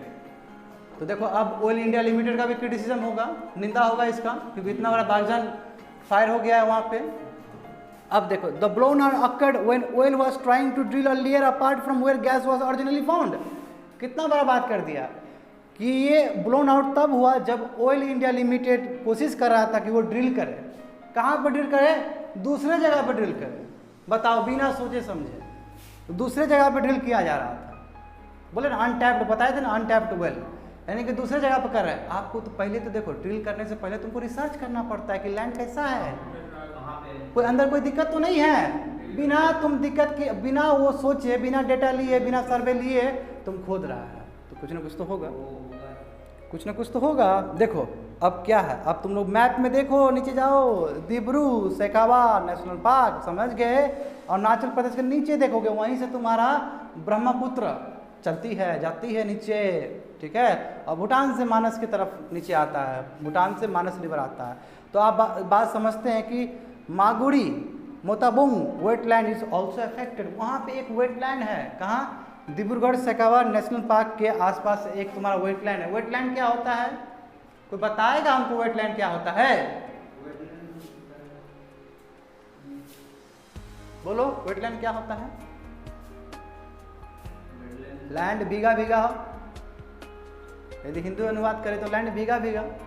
ये ट्रांजिशनल लैंड है। देखो इकोलॉजी में बताएंगे तुम लोग को, ये ट्रांजिशनल लैंड है। ट्रांजिशनल में मतलब ना पूरी तरह से लैंड है, ना पूरी तरह से वाटर बॉडी है। ये क्या है कि सोइल है, उसके ऊपर वाटर है। जैसे कि तुम लोग राइस का कल्टीवेशन देखे हो, तो उसमें पूरी तरह से पानी रहता है ना, और फसल रहता है ऐसे करके, तो वो भी एक तरह से वेटलैंड ही है। तो ये एक इम्पॉर्टेंट वेटलैंड तुम्हारा है, क्या नाम है इसका? मागुड़ी मोतोपुंग वेटलैंड। ये भी अफेक्टेड हुआ है इस इंसिडेंट की वजह से, बॉगंग 5 फायर की वजह से। तो क्या बोल रहा है कि मागुड़ी मोताबुंग वेटलैंड जो है कि just 500 metre away from the damage oil. अब क्या बोल रहा है कि तुम्हारा जो ये घटना घटित हुआ है, जहाँ पे गैस एक्सप्लोजन हुआ है, वहाँ से केवल मात्र 500 मीटर, 500 मीटर बहुत करीब होता है ना? 1 किलोमीटर भी नहीं है, 500 मीटर बहुत नज़दीक है। यहाँ से समझो कि तुम बीबी स्कूल, हाफ किलोमीटर है ना, तो यहाँ से तुम बीबी स्कूल समझो, हाँ मुश्किल, हाँ 500 मीटर होगा, इतना पास में है। फर्क पड़ता है जी, लैंड कनेक्टेड है, फर्क पड़ता है, इतना करीब है।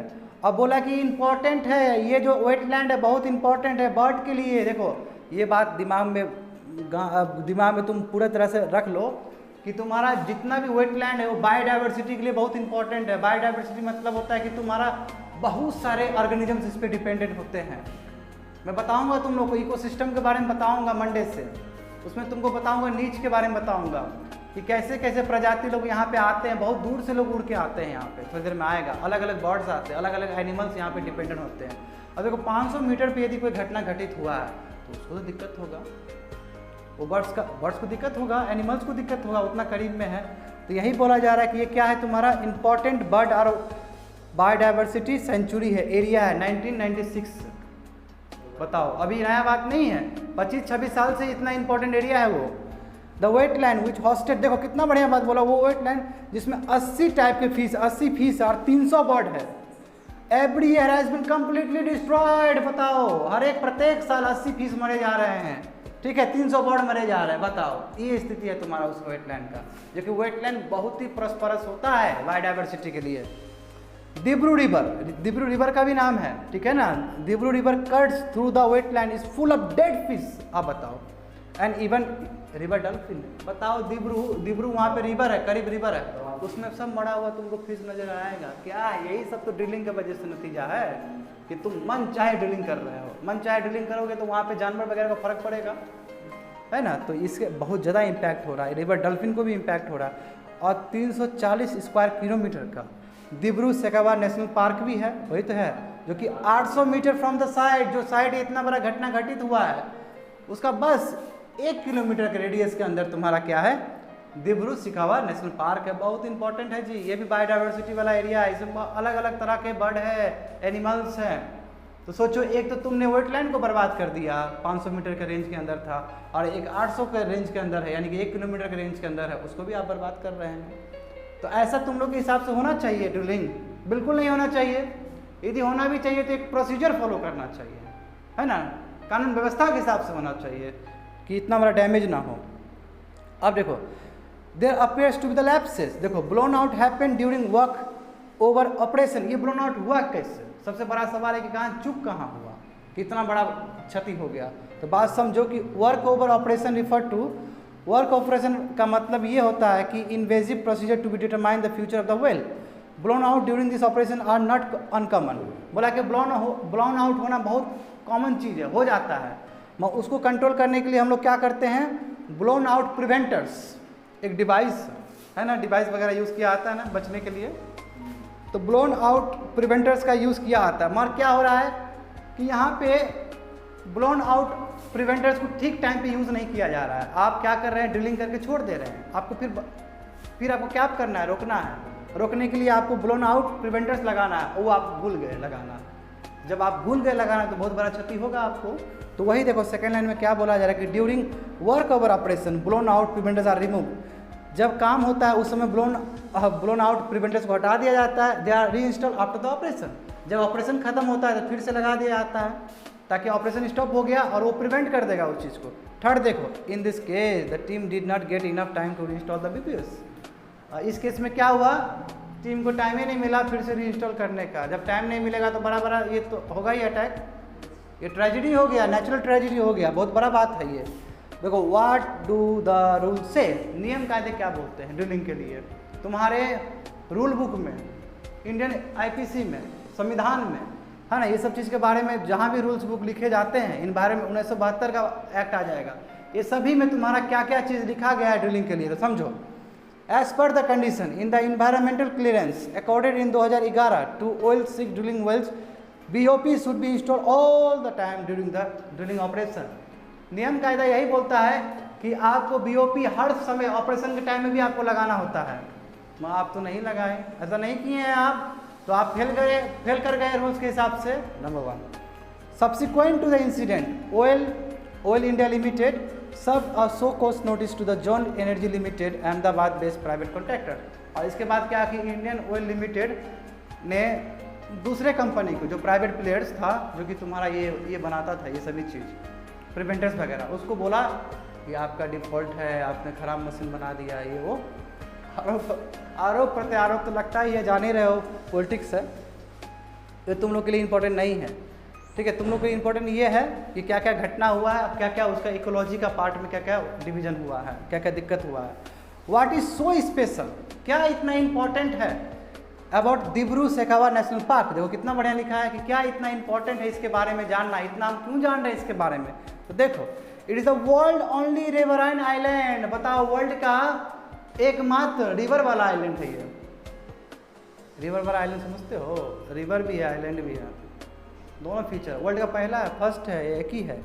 वाइल्ड लाइफ रिजर्व है, और in the Brahmaputra, Lohit, Dibru river surrounded. बताओ, 3 रिवर इसको घेर के रखा है, कितना रिच है, कितना एरिया रिच है। तो जो 3 रिवर समझते हो ना, किस्मत तय कर रहा है पार्लियामेंट्रियन का गंगा। तो रिवर को कम नहीं आंकना है, रिवर से देखो कुछ से कुछ सत्ता पलट जाता है बाबू रिवर से। और ये जगह को 3 रिवर घेर के रखा है, इसका मतलब कितना स्ट्रैटेजिकली, ज्योग्राफिकली कितना इंपॉर्टेंट एरिया है ये। ठीक है, वही बोला जा रहा है कि ब्रह्मपुत्र, लोहित और दिब्रू रिवर्स आसपास रहते हैं। और ये बायोस्फीयर रिजर्व भी है। बायोस्फीयर रिजर्व मतलब क्या है कि बायोस्फीयर रिजर्व के अंदर वाइल्ड लाइफ सेंचुरी भी हो सकते हैं, नेशनल पार्क भी हो सकते हैं। ठीक है ना, सेंचुरी भी, अलग अलग टाइप के बर्ड सेंचुरी भी हो सकते हैं। बायोस्फीयर रिजर्व मतलब होता है सबसे इंपॉर्टेंट एरिया जहाँ पे जीव जंतु लोग रहते हैं, और इंडिया में बहुत सारा बायोस्फीयर रिजर्व्स है, समझे। तो ये क्या बोला जा रहा है कि ये केवल नेशनल पार्क नहीं है, ये बायोस्फीयर रिजर्व भी है। एक बायोस्फीयर रिजर्व में बहुत सारा नेशनल पार्क भी हो सकता है, बहुत सारा wild life sanctuary at the same time भी हो सकता है। मैं किसी दिन तुम लोग को इकोलॉजी पढ़ाऊंगा तो उसमें बायोस्फीयर रिजर्व के बारे में डिटेल्स में बताऊंगा। देखो, the park lies at the intersection of 2 of the world 34 biodiversity hotspot.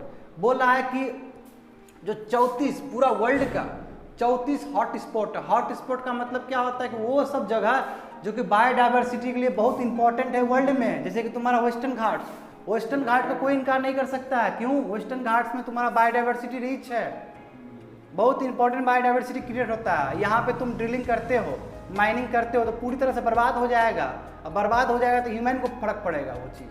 तो यही बोलते हैं बायोडाइवर्सिटी, यानी कि हॉट स्पॉट, यानी कि बहुत ज़्यादा बायोडाइवर्सिटी है। बताओ वर्ल्ड में तुम्हारे पास कितना बायोडाइवर्सिटी है? 34 में 2 गो बायोडाइवर्सिटी यहीं के आसपास एरिया को शेयर करता है। तो समझो ये जो घटना घटित हुआ है तो कितना ये दुर्भाग्य की बात है कि ज्योग्राफिकल पॉइंट ऑफ व्यू से कितना क्षति पहुंचा है, ये समझाने का प्रयास कर रहा ऑथर तुमको बार बार। बात समझे? तो क्या बोला है कि ये पार्क है जहाँ पे 2 आपका बायोडाइवर्सिटी हॉट स्पॉट जो कि 34 गो में 2 ठो आता है वो वहाँ पे इंटरसेक्ट कर रहा है। तो कौन सा? एक इंडो म्यांमार हॉट स्पॉट है। इंडो म्यांमार मतलब क्या है जी? इंडिया का और म्यांमार का ये वाला हॉट स्पॉट, ठीक है, एक पूरा ये एरिया है हॉट स्पॉट। दूसरा क्या है आपका? Eastern Himalaya hot spot. देखो ये हिमालयस है ना, ये पूरा हिमालयस है, ईस्टर्न ये वाला हिमालयस, यानी कि ये वाला एरिया और ये वाला एरिया, ये 2 हॉट स्पॉट है, समझे। तो यहाँ पे इंटरलिंक्ड है वो। और बताओ ये तुम्हारा दिब्रू-सैखोवा नेशनल पार्क, ये इंपॉर्टेंट है किस लिए भी? फेरल हॉर्सेस के लिए। ये हॉर्सेस बहुत इंपॉर्टेंट हॉर्सेस है, किसी दिन बताऊंगा, इसका पिक्चर भी दिखाऊंगा। फेरल हॉर्सेस बहुत ही इंपॉर्टेंट फीचर है तुम्हारा दिब्रू-सैखोवा नेशनल पार्क का, ठीक है। उसके बाद और भी इतना ही नहीं, और भी स्पीसीज बहुत इंपॉर्टेंट है। Migratory species. माइग्रेटरी स्पीसीज क्या होता है? उड़ के आने वाला पंछी। तो पंछी पता है विदेश से उड़ के आता है, साइबेरिया से उड़ के आता है, तुम लोगों को पता होना चाहिए, है ना। हाँ, ऐसे उड़ के मडागास्कर तक पहुंच जाता है, अफ्रीका तक चला जाता है। हाँ समझ गए तुम। इसके ऊपर लगा के हम चेक किए थे ना कितना मीटर चल जाता है, न्यूज़ में कभी देखे हो? हाँ, जगह के हिसाब से। देखो यहाँ साइबेरिया, ये रसिया का ये साइबेरिया वाला एरिया, इसको साइबेरिया बोलते हैं। यहाँ से उड़ के पंछी आते हैं, नॉर्थ ईस्ट में इंतजार करते हैं, फिर वो जाके मेडागास्कर को चिरते हुए साउथ अफ्रीका पहुँचते हैं। इतना लंबा जर्नी हो सकता है। तो बीच में क्या करते हैं, ये नॉर्थ ईस्ट में इस जगह पे आके रुकते हैं। तो सोचो जो नॉर्थ ईस्ट, ये नॉर्थ ईस्ट का ही बात हो रहा है ना, आसाम क्या है? नॉर्थ ईस्ट का पार्ट है। तो आप बात समझ रहे हो ना कि माइग्रेटरी स्पीसीज पे भी इसका प्रभाव हो सकता है। क्यों? क्योंकि आपका ये क्या है, दिब्रू-सैखोवा नेशनल पार्क है, उसको इम्पैक्ट कर रहा है, क्योंकि वो 1 किलोमीटर रेडियस के अंदर है, 8 प्रिसाइजली बोले तो 800 मीटर के अंदर है। तो बात समझ रहे हो ना, जो माइग्रेटरी स्पीसीज है जो बाहर से उड़ के आ रहा है उसको भी इम्पैक्ट कर रहा है। और बाहर से उड़ के जो आ रहा है उसका नाम ज़रा बताओ हमको। तो रडी सेल डॉक है, बार हेडेड गूज है, वेलकेटेड डक है, यूरोसियन विजन है। ये सब क्या है? माइग्रेटरी स्पीसीज है, याद करने की कोई ज़रूरत नहीं है तुम लोग को, ठीक है। और देखो इतना ही नहीं, क्रिटिकली इंडेंजर्ड यहाँ पे तुम्हारे पंछी वगैरह भी है। क्रिटिकली इंडेंजर्ड स्पीसीज समझते हो कि आप तुम उसको प्रोटेक्शन नहीं दिए तो पूरा लुप्त ही हो जाएगा। IUCN का लिस्ट होता है, समझे, international conservation for nature and resources. ये जो होता है वाइल्ड रिसोर्सेज, इसके हिसाब से क्या होता है कि आपका लिस्ट तैयार किया जाता है। कोई लिस्ट कंसर्न होता है, कोई इंडेंजर होता है, कोई डेंजर होता है, कोई क्रिटिकली डेंजर होता है, उससे पहले तुम्हारा वल्नरेबल भी हो सकता है, और कोई एक्सटिंक्ट हो गया। एक्सटिंक्ट हो गया मतलब कभी नहीं आएगा लौट के, और क्रिटिकली इंडेंजर मतलब वो लास्ट स्टेज पे है। बताओ इस सैखोवा तुम्हारा नेशनल पार्क, दिब्रू-सैखोवा नेशनल पार्क में बहुत सारे बर्ड है जो कि क्रिटिकली इंडेंजर्ड है, यानी कि अब प्रोटेक्शन नहीं मिलेगा तो पूरी तरह से लुप्त हो सकता है। ये कंसर्न है गवर्नमेंट के लिए भी। क्यों? क्योंकि यदि तुम्हारा स्पीसीज लुप्त हो जाएगा तो ये सबसे बड़ा एक तरह से बर्डन आएगा ह्यूमन बींग पे कि ह्यूमन बींग उसको प्रोटेक्ट नहीं कर पाएगा। बात समझ रहे हो ना। तो ऐसे क्या है, जैसे बंगाल फ्लोरिकन, बंगाल फ्लोरिकन का तुम देखे हो कभी, बहुत बड़ा होता है पंछी, ऐसे करके बहुत ब्यूटीफुल होता है, तो यहीं पे रहता है। वाइट विंग डॉग ये भी है तुम्हारा, वाइट रम्ड वल्चर भी है, और भी तरह का वल्चर है, यानी कि इतने पंछी सब यहाँ पे निर्भर करते हैं। तो तुम सोच सकते हो कि कितना बड़ा हॉट स्पॉट है ना, कितना बायोडाइवर्सिटी को संभाल के रखा है ये जगह। यदि इस जगह में कोई तरह का भी दिक्कत आएगा तो कितना फर्क पड़ सकता है, कितना इम्पैक्ट दे सकता है वो तुमको सोचना है। ठीक है, इसलिए ऑथर बार बार चीज़ों को फोकस कर रहे हैं और बार बार समझाने का प्रयास कर रहे हैं तुमको। What about eco sensitive zone? तो इको सेंसिटिव जोन क्या है? देखो नाम सुनो, इको मतलब इकोलॉजी से रिलेटेड, सेंसिटिव मतलब बहुत ही पेचीदा, संवेदनशील, जोन मतलब जगह, यानी कि बहुत ही संवेदनशील इकोलॉजी वाला जगह। ये हम कॉन्टेशन कर सकते हैं, यानी कि ये वो जगह जो कि इकोलॉजी के हिसाब से बहुत इंपॉर्टेंट हो और सेंसिटिव भी है। कुछ हुआ तो बहुत बड़ा रिपरकशन आ सकता है, बहुत बड़ा इसका असर पड़ सकता है। देखो क्यों ऐसा बोला जा रहा है कि this is the buffer between the national park and surrounding area. जो तुम्हारा ये बोल रहा है जहाँ पे हुआ था, ये क्या है? Buffer zone. बफर जोन समझते हो? बीच का जोन, जहाँ पे कुछ नहीं हो रहा है। बफर मतलब ये होता है कि प्रोटेक्ट करना। जैसे देखो चाइना और इंडिया के बीच में बफर क्या है? नेपाल है। चाइना और इंडिया के बीच में भूटान तुम्हारा बफर जोन है, बचने के लिए ये भी सेफ है, ये भी सेफ है। उसी तरह तुम्हारा जो ये घटना घटित हुआ है, ये जगह का नाम कौन सा है जहाँ पे घटना? गुंजान 5 में। तो वो देखो क्या बोला कि वो बफर जोन है, किसके बीच में? नेशनल पार्क और सराउंडिंग एरियाज के बीच में। ठीक है, यानी कि समझो, सॉरी, इको सेंसिटिव जोन, ये सॉरी मैंने गलत बोल दिया। इको सेंसिटिव जोन का मतलब क्या होता है कि ये आपका नेशनल पार्क और सराउंडिंग एरियाज के बीच में एक बफर है। यानी कि बफर को कुछ हो गया, बफर को कुछ हो गया सराउंडिंग एरियाज की वजह से, तो नेशनल पार्क आपको इम्पैक्ट पड़ेगा। देखो नहीं समझ में आ रहा है बात? देखो ऐसे करो, हम नेशनल पार्क, ये बफर जोन है और ये सराउंडिंग एरियाज, इसको कुछ होगा तो हमको इम्पैक्ट पड़ेगा। ठीक है ना? तो ये जो जोन है, यही जोन तुम्हारा इको सेंसिटिव जोन है। यानी कि इसको कुछ हो जाएगा, डायरेक्ट इम्पैक्ट पड़ेगा, क्योंकि सराउंडिंग एरियाज ये कुछ करेगा ही, यहाँ पे ये कुछ करेगा तो हमको इम्पैक्ट पड़ेगा। That is called eco sensitive zone. ये सब इको सेंसिटिव जोन। ठीक है, तो देखो ये क्या है? इको सेंसिटिव जोन मतलब होता है कि buffer between national park and surrounding areas. अब देखो, the notification from the forest department to demarcate this commonly came only in 2020। यानी कि रिसेंट जनवरी में ही डिमार्केट करने का बात किया गया था कि आप सर डिमार्क कर दीजिए, यानी कि इको सेंसिटिव जोन को अलग कर दीजिए, बहुत इंपॉर्टेंट है। बताओ इतना दशक तक पड़ा रहा, अभी 2020 में याद आया आदमी को। 2020 में इसके लिए नोटिस बना है, सोचो। जबकि ये चीज़ तो नया चीज़ थोड़ी है, ये तो कब से बात चल रहा है डिब्रूगढ़ इसका सगावा नेशनल पार्क का, है ना? इसमें 34 हॉट स्पॉट, अभी नया चीज़ थोड़ी है, तो बहुत रिसर्च बहुत पहले हो गया था। नोटिफिकेशन पहले ही निकाल देना चाहिए था इको सेंसिटिव जोन बनाने का। मैं सोचो कि गवर्नमेंट कितना लेट काम करती है, ये समझना होगा तुम लोग को। It's kept 0 kilometre at Baghjan, that means the wells are right on the bank of the river. Overall the eco sensitive zone varies between 0 kilometre to 8.75, यानी कि रेंज कितना हो सकता है? 0 किलोमीटर से लेके 8.5 किलोमीटर का दायरा का हो सकता है। उतना एरिया उसको सर्कल बना दो, वो इको सेंसिटिव जोन है। और जो गांजन, जो तुम्हारा ये सॉरी बागजान जो हुआ था घटना, वहाँ से 0 किलोमीटर माना जाएगा, यानी कि वो एरिया भी लिया जाएगा। समझे? वो क्या है? 0 किलोमीटर के। ठीक है ना? कल्पना भी करो थोड़ा, वही बोला कि it kept 0 kilometre at Baghjan, Baghjan को 0 किलोमीटर लेगा, वहाँ से स्टार्ट किया जाएगा। ठीक है, तो समझे ना बात? इसका मतलब बागजान क्यों इंपॉर्टेंट हो गया? क्योंकि वो इको सेंसिटिव जोन में आ जाएगा फर्स्ट वाला स्टेप में। आई होप समझ में आ रहा है तुम लोग को। Let us recollect the recent directive about activities in buffer zone. बोला जाए कि चलो याद करते हैं कि बफर जोन में, अभी जो बफर जोन का बात कर रहा है 0 से लेके 8.7 किलोमीटर तक हो सकता है, तो देखते हैं कि क्या कुछ रिसेंट में ऐसा कुछ काम हुआ जो कि इससे मिलता जुलता चीज़ हो, बफर जोन से मिलता जुलता चीज़ हो, या यानी कि इको सेंसिटिव से जो मिलता जुलता चीज़ हो। तो देखो, the union minister of environment कौन है? जावड़ेकर साहब हैं। अभी तुम लोग जानते हो यूनियन मिनिस्टर कौन है? Union minister of environment, forest and climate change, Javadekar है। बताओ उन्होंने क्या काम किया? देखो अब तुम लोग को यदि टॉपिक समझ में आएगा तो तुम लोग को थू करोगे तुम इसके ऊपर। तो क्या किया इस मिनिस्ट्री ने? Relax the procedure for environmental clearances of development activities in the buffer zone. इसने क्या किया? रिलैक्स कर दिया।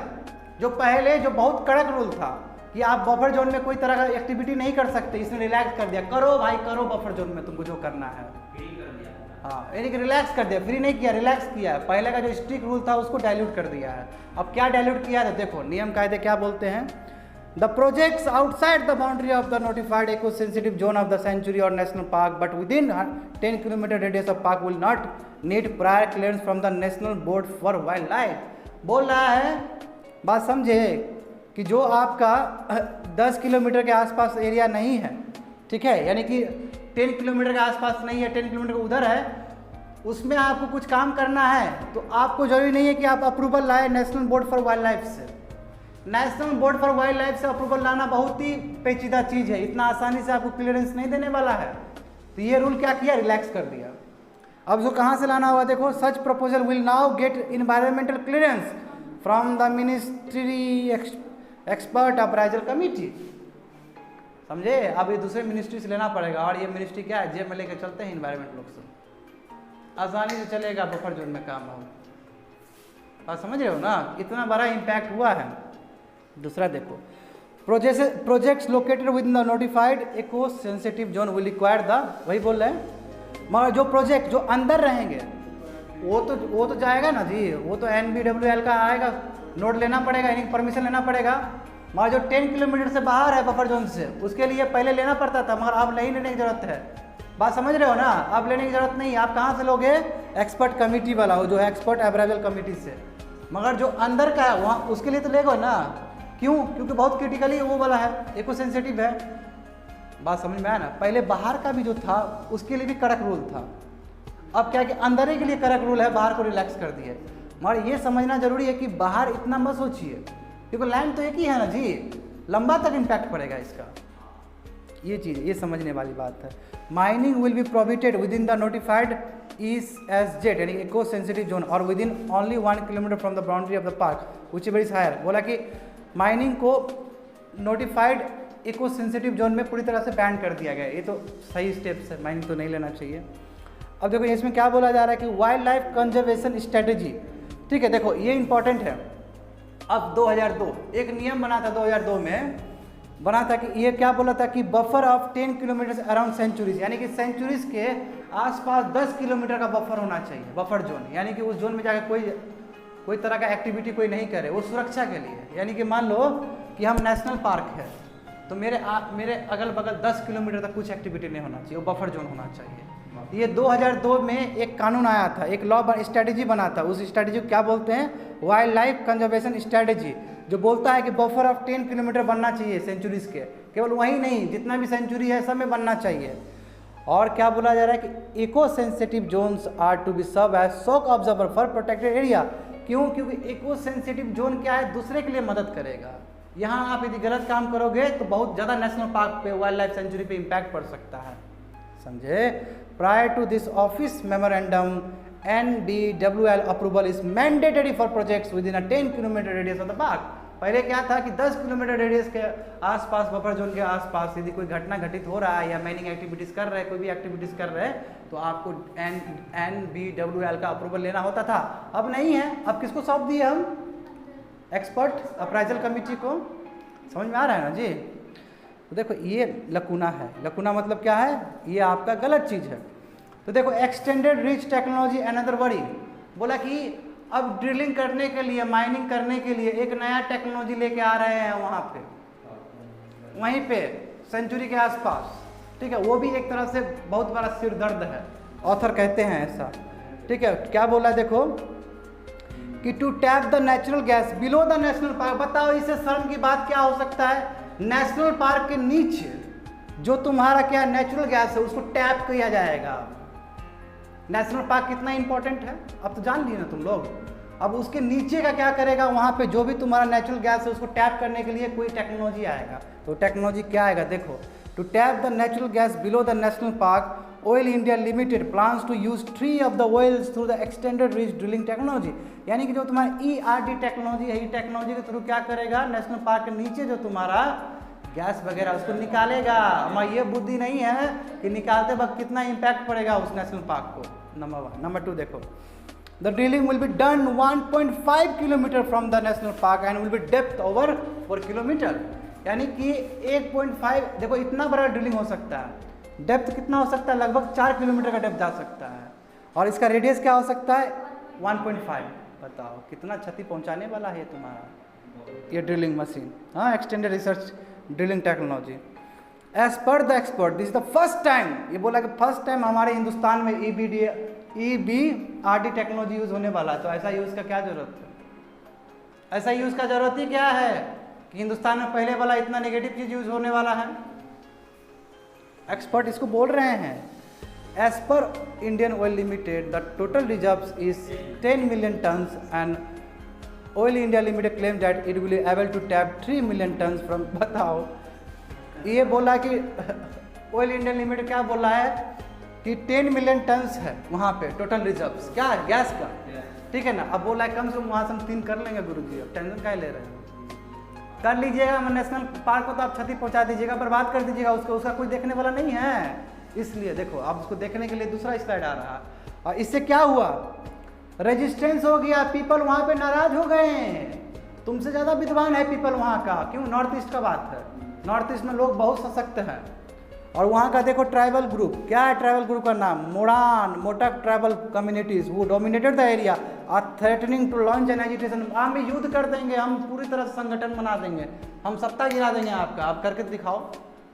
एजिटेशन कर रहा है, मास प्रोटेस्ट कर रहा है इस चीज़ का कि नहीं देंगे, EBRD यूज़ करके नहीं देंगे हम आपको, मैं नेशनल पार्क बर्बाद हो जाएगा, ये मेरा जगह है। ये वहाँ का ट्राइबल कम्युनिटीज़ बोल रहा है। There is also a social media campaign across Assam to save the habitat of endangered species। और आसाम में सोशल मीडिया पे भी लोग एक्टिव हो चुके हैं, इसको बचाना है, लोगों को अवेयर करना है कि गलत किया जा रहा है सरकार के द्वारा। People are not happy with the poorly demarcated eco sensitive zone which has been notified without any consultation. और लोगों में बहुत ही तरह का गुस्सा है कि जो आप इको सेंसिटिव जोन बनाए वो गलत तरीके से बनाए हो, और जो माइनिंग एक्टिविटीज ऐसा कर रहे हो ये गलत है, उचित नहीं है। और जो भी आप चीज़ कर रहे हो कंसल्ट तो कर ही नहीं रहे हो हम लोग से, मेरा जगह है, मेरा लैंड है, आप बिना हमको पूछे पाछे कर रहे हो काम, ये तो गलत है, समझे। That is the end of second editorial. I hope तुम लोग को समझ में आया होगा, मैंने प्रयास किया है तुम लोग को समझाने का। तो ये क्या है, हम लोग क्या जाने इसमें हम लोग ये जाने कि किस तरह कोई भी नेशनल पार्क, कोई भी वाइल्ड लाइफ सेंचुरी या कोई भी बायोस्फीयर रिजर्व कितना इंपॉर्टेंट हो सकता है एक स्टेट में, और यदि सरकार यदि गलत फैसला ले तो कितना इम्पैक्ट पड़ सकता है, और उसके लिए लोग कैसे रजिस्टर कर सकते हैं, और कौन सा नया टेक्नोलॉजी आता है इस समीकरण को बदलने के लिए, ड्रिलिंग को, माइनिंग को बदलने के लिए, और इसका रिपरकशन क्या होता है। बागजान 5 में बहुत बड़ा फायर वाला इंसिडेंट हो जाता है, तो कितना रिस्क था ना जी जगह, वहाँ पे लोहित रिवर था, ब्रह्मपुत्र रिवर था, है ना, वेटलैंड का बात था जो कितना 500 मीटर के दायरे में था। तो ये सभी चीज़ दिमाग में डालना है, और ये चीज़ को मैं डिटेल में या फिर इससे रिलेटेड चीज़ बहुत सारा चीज़ मैं तुमको इकोलॉजी में बताऊंगा। तो देखो लास्ट टॉपिक है, लास्ट टॉपिक को ख़त्म करने के बाद क्लास ख़त्म हो जाएगा, ठीक है। हैव पेशेंस, या ब्रेक लेना चाहते हो तो I will give break for 2 minutes. हमें रिदम में जा रहे हो ना जी कोमल। देखो लास्ट टॉपिक है तुम्हारा कॉन्स्टिट्यूशन से। तो ये तुम्हारा क्या कि कैसे राज्यसभा का पोल होता है, राज्यसभा का इलेक्शन किस तरह किया जाता है, तो बहुत मज़ेदार है। इसलिए आज तुम तो आज़ाद लेट पहुँचे हो, इसलिए हम ये बुक लेके आए थे। ये देखो, पॉलिटी अभी तक पढ़ाए हैं, संविधान नहीं पढ़ाए हैं। अभी जो तुम पढ़ने वाले हो पूरी तरह से तुमको संविधान के बारे में समझ में आएगा कि संविधान में कैसे राज्यसभा में मेंबर्स को भेजे जाते हैं, कैसे इलेक्ट किया जाता है। अभी हुआ ना चुनाव, जस्ट चुनाव हुआ है, तो वो चुनाव कैसे हुआ है, कैसे स्टेट लेजिस्लेटिव असेंबली का इसमें रोल है।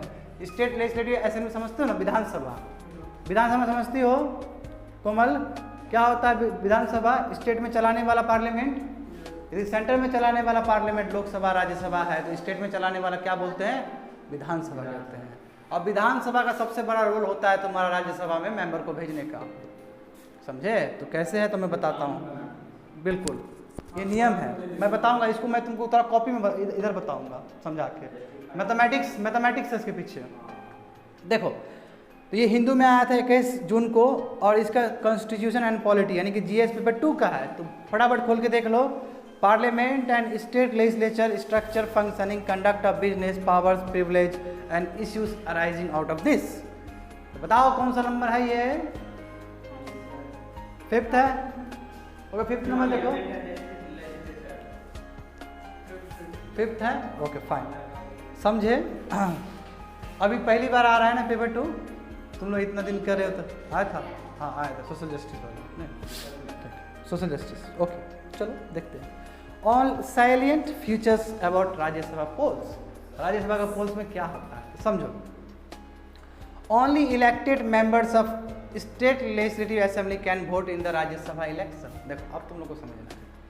देखो जब राज्यसभा इलेक्शन में जब तुम मेंबर्स को भेजते हो तो ये कहाँ से भेजते हो, स्टेट लेजिस्लेटिव असेंबली से भेजते हो। तो मैं तुम लोग को थोड़ा सा जानकारी के लिए ये जरूर बताना चाहूँगा कि स्टेट लेजिस्लेटिव असेंबली में दो भी हो सकता है, यानी कि देखो स्टेट से पहले तुम सेंटर समझो कैसे काम करता है।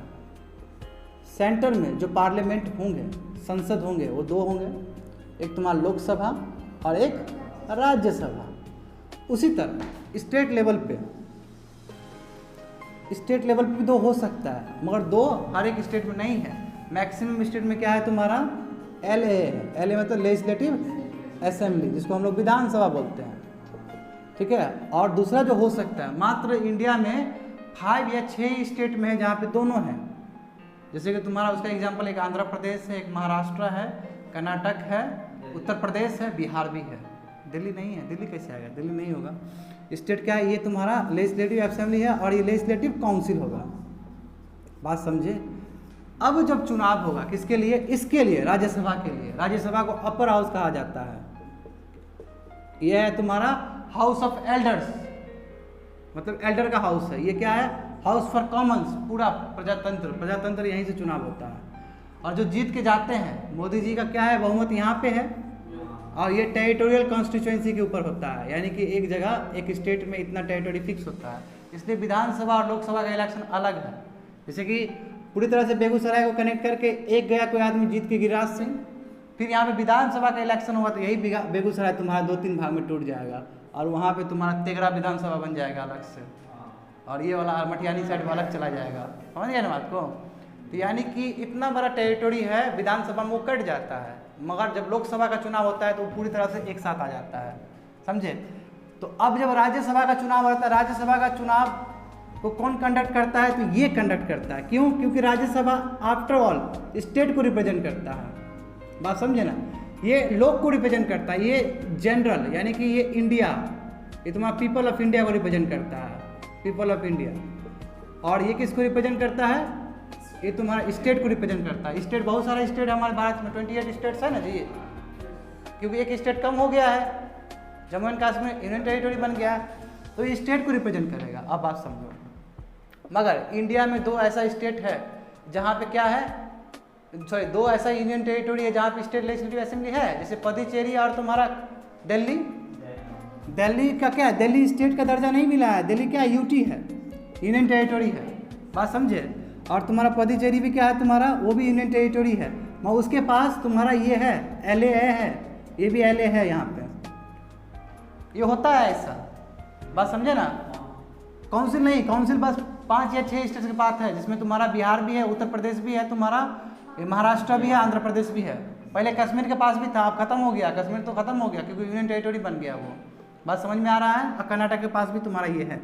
अब देखो जो यहाँ से यहाँ पे आएगा, देखो इसका मैक्सिमम, राज्यसभा का मैक्सिमम मेंबर कितना होगा, 250।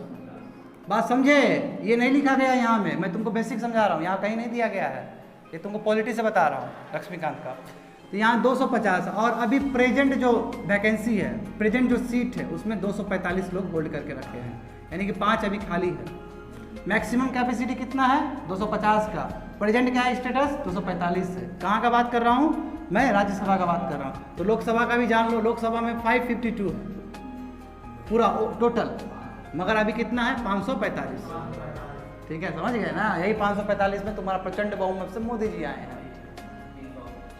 349 के आसपास है पूरे NDA पूरा कर दिया जाए तो NDA का, और अकेले दम पे उनका 303 के आसपास है। और देखो इसको आधा करोगे तो क्या हो जाएगा, इसको आधा करोगे तो इससे लेस ही हो जाएगा, यानी कि अकेले पार्टी पूरा चला रहा है। अब मैं गंगा तुमको क्यों कहता हूँ, देखो गंगा में कितना सीट है, देखो तुम लोग बुझते थोड़ी हो। देखो उत्तर प्रदेश है, बिहार है, इधर झारखंड है, ये भी तो गंगा का ही प्लेन है, इधर बंगाल है, ठीक है, और इधर से उत्तराखंड से आ रहा है, तो उत्तराखंड भी तो हो गया। अब देखो यूपी, इसका बात करते हैं। यूपी में कितना सीट है, 80 सीट है, ठीक है। बिहार में कितना सीट है? 40 सीट है। झारखंड में कितना है? 39 38 ऐसे ही कुछ है, ठीक है, 38 ऐसे कुछ है, 38 39 ले लो, ठीक है। बंगाल में कितना है? बंगाल में लमसम यही है तुम्हारा, ठीक है, ये है। देखो 40 + 40 लेट से 80, 80 हो गया, 80 80 160, 160 + 40 बताओ 550 में 200 तुम यहीं से उठा ले रहे हो गया। तुम क्या करोगे दूसरी जगह जाके? उठा लो यहीं से। आगे देखो अकेले गंगा का जो सबसे बड़ा बेल्ट है उत्तर प्रदेश 80, बताओ इसका डबल, इसका डबल, इसका डबल। तो इसलिए बोलते हैं कि जो उत्तर प्रदेश में आके इलेक्शन लड़ गया वो प्राइम मिनिस्टर बन गया। क्यों? क्योंकि जवाहरलाल नेहरू भी उत्तर प्रदेश से थे, मोदी जी गुजरात से दौड़ते हुए वाराणसी से लड़के जाते हैं। क्यों? उत्तर प्रदेश का रिलेवेंस है, ये कारण है इसका, पॉलिटिक्स कारण। तो बात समझे, इस तरह होता है चुनाव। अब देखो इसमें क्या है कि अब यहाँ से जाएगा, देखो अब तुमको ये समझना होगा कि राज्यसभा में ये जो 245 मेंबर है, इसमें से भी तुम्हारा जो 12 मेंबर होगा वो नॉमिनेटेड होता है। नॉमिनेटेड मतलब उसको प्रेसिडेंट चुनता है। जैसे तुम लोग जानते हो ना, सचिन तेंदुलकर भी राज्यसभा का मेंबर था, वो तो इलेक्शन नहीं लड़ा, ना ही उसको स्टेट लेजिस्लेटिव असेंबली भेजा है, उसको तो प्रेसिडेंट डायरेक्ट चुन लिया। क्यों? क्योंकि एक्सेलेंट था किसी फील्ड में। बात समझ में आया? उसी तरह जावेद अख्तर भी थे राज्यसभा के मेंबर। उसी तरह बहुत सारे हो सकते हैं। मिथुन चक्रवर्ती को भी बनाया गया था टीएमसी के द्वारा। बात समझ रहे हो ना? तो हो सकता है। रेखा भी गई है, रेखा भी बनी है।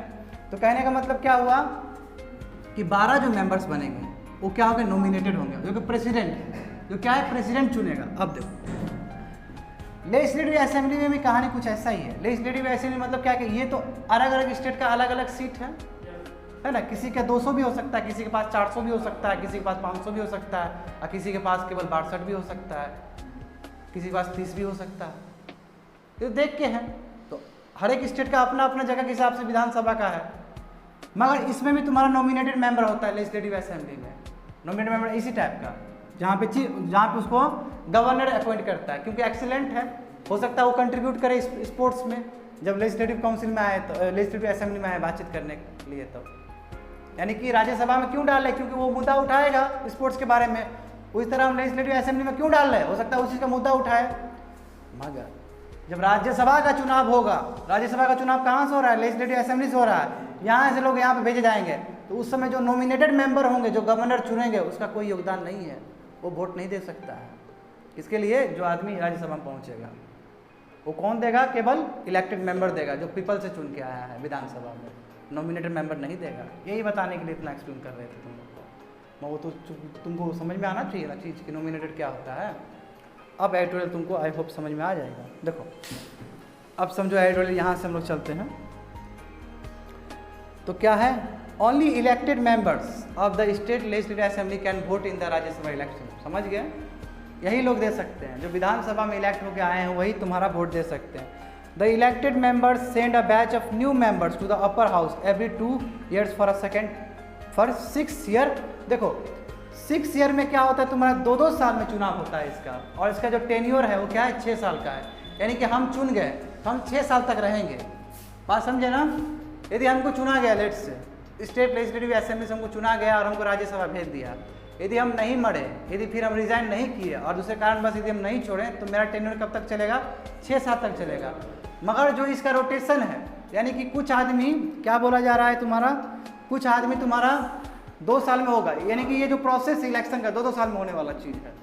अभी देखो कितना हुआ, कुछ सीट के लिए तुम्हारा 2000 कब में हुआ? 20 में हुआ, फिर 2022 में हुआ। समझे ना? तो बोला जा रहा है द इलेक्टेड मेंबर्स ये अपर हाउस भेजा every 2 years for 6 year term. समझ गए? यदि वैकेंसी खाली हो गया, हम गए और हम मर गए लेट से, या फिर हम रिजाइन कर दिए, तो उसके जगह पे दूसरा कोई आना चाहिए।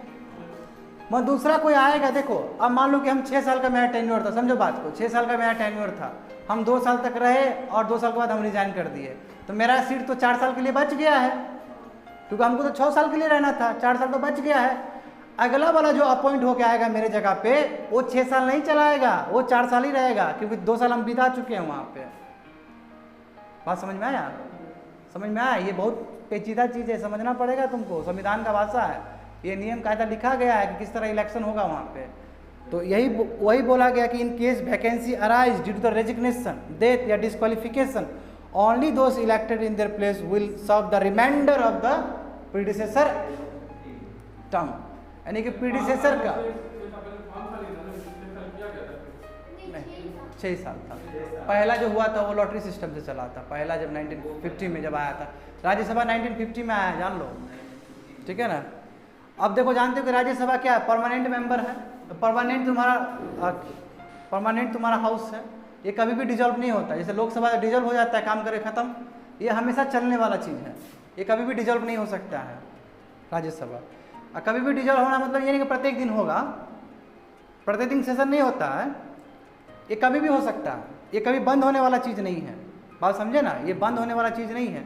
जैसे लोकसभा क्या है, लोकसभा का 3 होता है, 3 सत्र होता है ना जी, मानसून होता है, एक मानसून आएगा, और एक पहला जो सत्र होता है जिसमें आपका बजट पेश किया जाता है, और एक आपका विंटर होता है। तो 3 सत्र होता है उसके लिए, लोकसभा के लिए, मैं इसका ऐसा नहीं, ये कंटिन्यू चलने वाला चीज़ है राज्यसभा।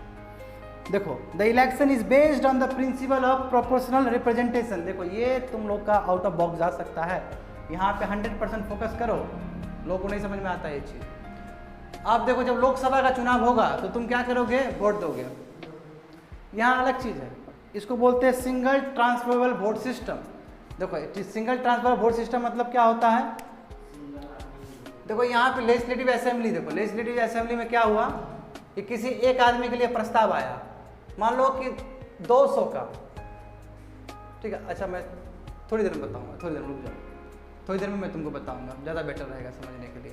तो ये समझो कि सिंगल ट्रांसफरेबल वोट सिस्टम जो है वो जनरल इलेक्शन का जो वोट है उससे अलग है। इसमें क्या होता है, इसमें पहले लेमैन टर्म में समझो कि जैसे कि मान लो कि यहाँ पे 20 आदमी है, ठीक है, इसमें 20 आदमी है और कोई चुनना चाहता है, तो क्या बोला, एक आदमी बोला कि नंबर 1 प्रेफरेंस हम आज़ाद को देना चाहते हैं, आज़ाद, नंबर 2 हम सुमन को देना चाहते हैं, नंबर 3 हम कोमल को देना चाहते हैं, लेट्स से इस तरह आया, ठीक है। फिर उसके बाद क्या किया गया, अब चेक किया जाएगा कि कितना किसको पड़ा है। प्रेफरेंस देखो, प्रेफरेंस में क्या है कि पहला आज़ाद को दे रहे हैं, फिर सुमन को दे रहे हैं, फिर कोमल को दे रहे हैं, ठीक है। अब जब आया तुम्हारा तो देखा जाएगा कि हर एक आदमी ने क्या प्रेफरेंस दिया है, जो मैक्सिमम जिसने प्रेफरेंस दिया है वो जीत गया। ऐसा भी हो सकता है कि 4 आदमी ने आज़ाद को पहले दिया है प्रेफरेंस और 20 आदमी ने सुमन को दिया है, तो तुमसे ज़्यादा दिया, तुमको तो दिया है 1 पे, 4 ही आदमी दिया है, सुमन को 1 पे किसी ने नहीं दिया है, 20 आदमी ने उसको सेकंड पे दिया है, तो सुमन को जो दिया है उसके हिसाब से एक तुम्हारा वहाँ पे एक प्रोडक्ट आएगा, यानी कि मैथमेटिकल कैलकुलेशन होगा और देखा जाएगा क्या वो तुमसे ज़्यादा जीत रहा है। यदि तुमसे ज़्यादा जीत रहा है तो वो तुम्हारा जीत गया। इसी को बोलते हैं सिंगल ट्रांसफरेबल वोट सिस्टम, यानी कि सिंगल वोट है, आज़ाद से ट्रांसफर होकर सुमन के पास पहुँच जा रहा है प्रेफरेंस के बेसिस पे।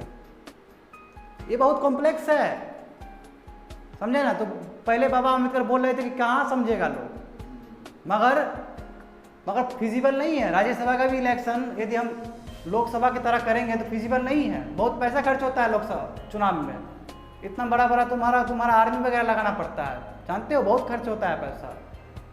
तो इसलिए अभी भी कितना लोग को, पार्लियामेंट्रियन लोग को समझ में नहीं आता है इसका कि किस तरह चुनाव किया जाता है, बहुत कॉम्प्लेक्सिटी है,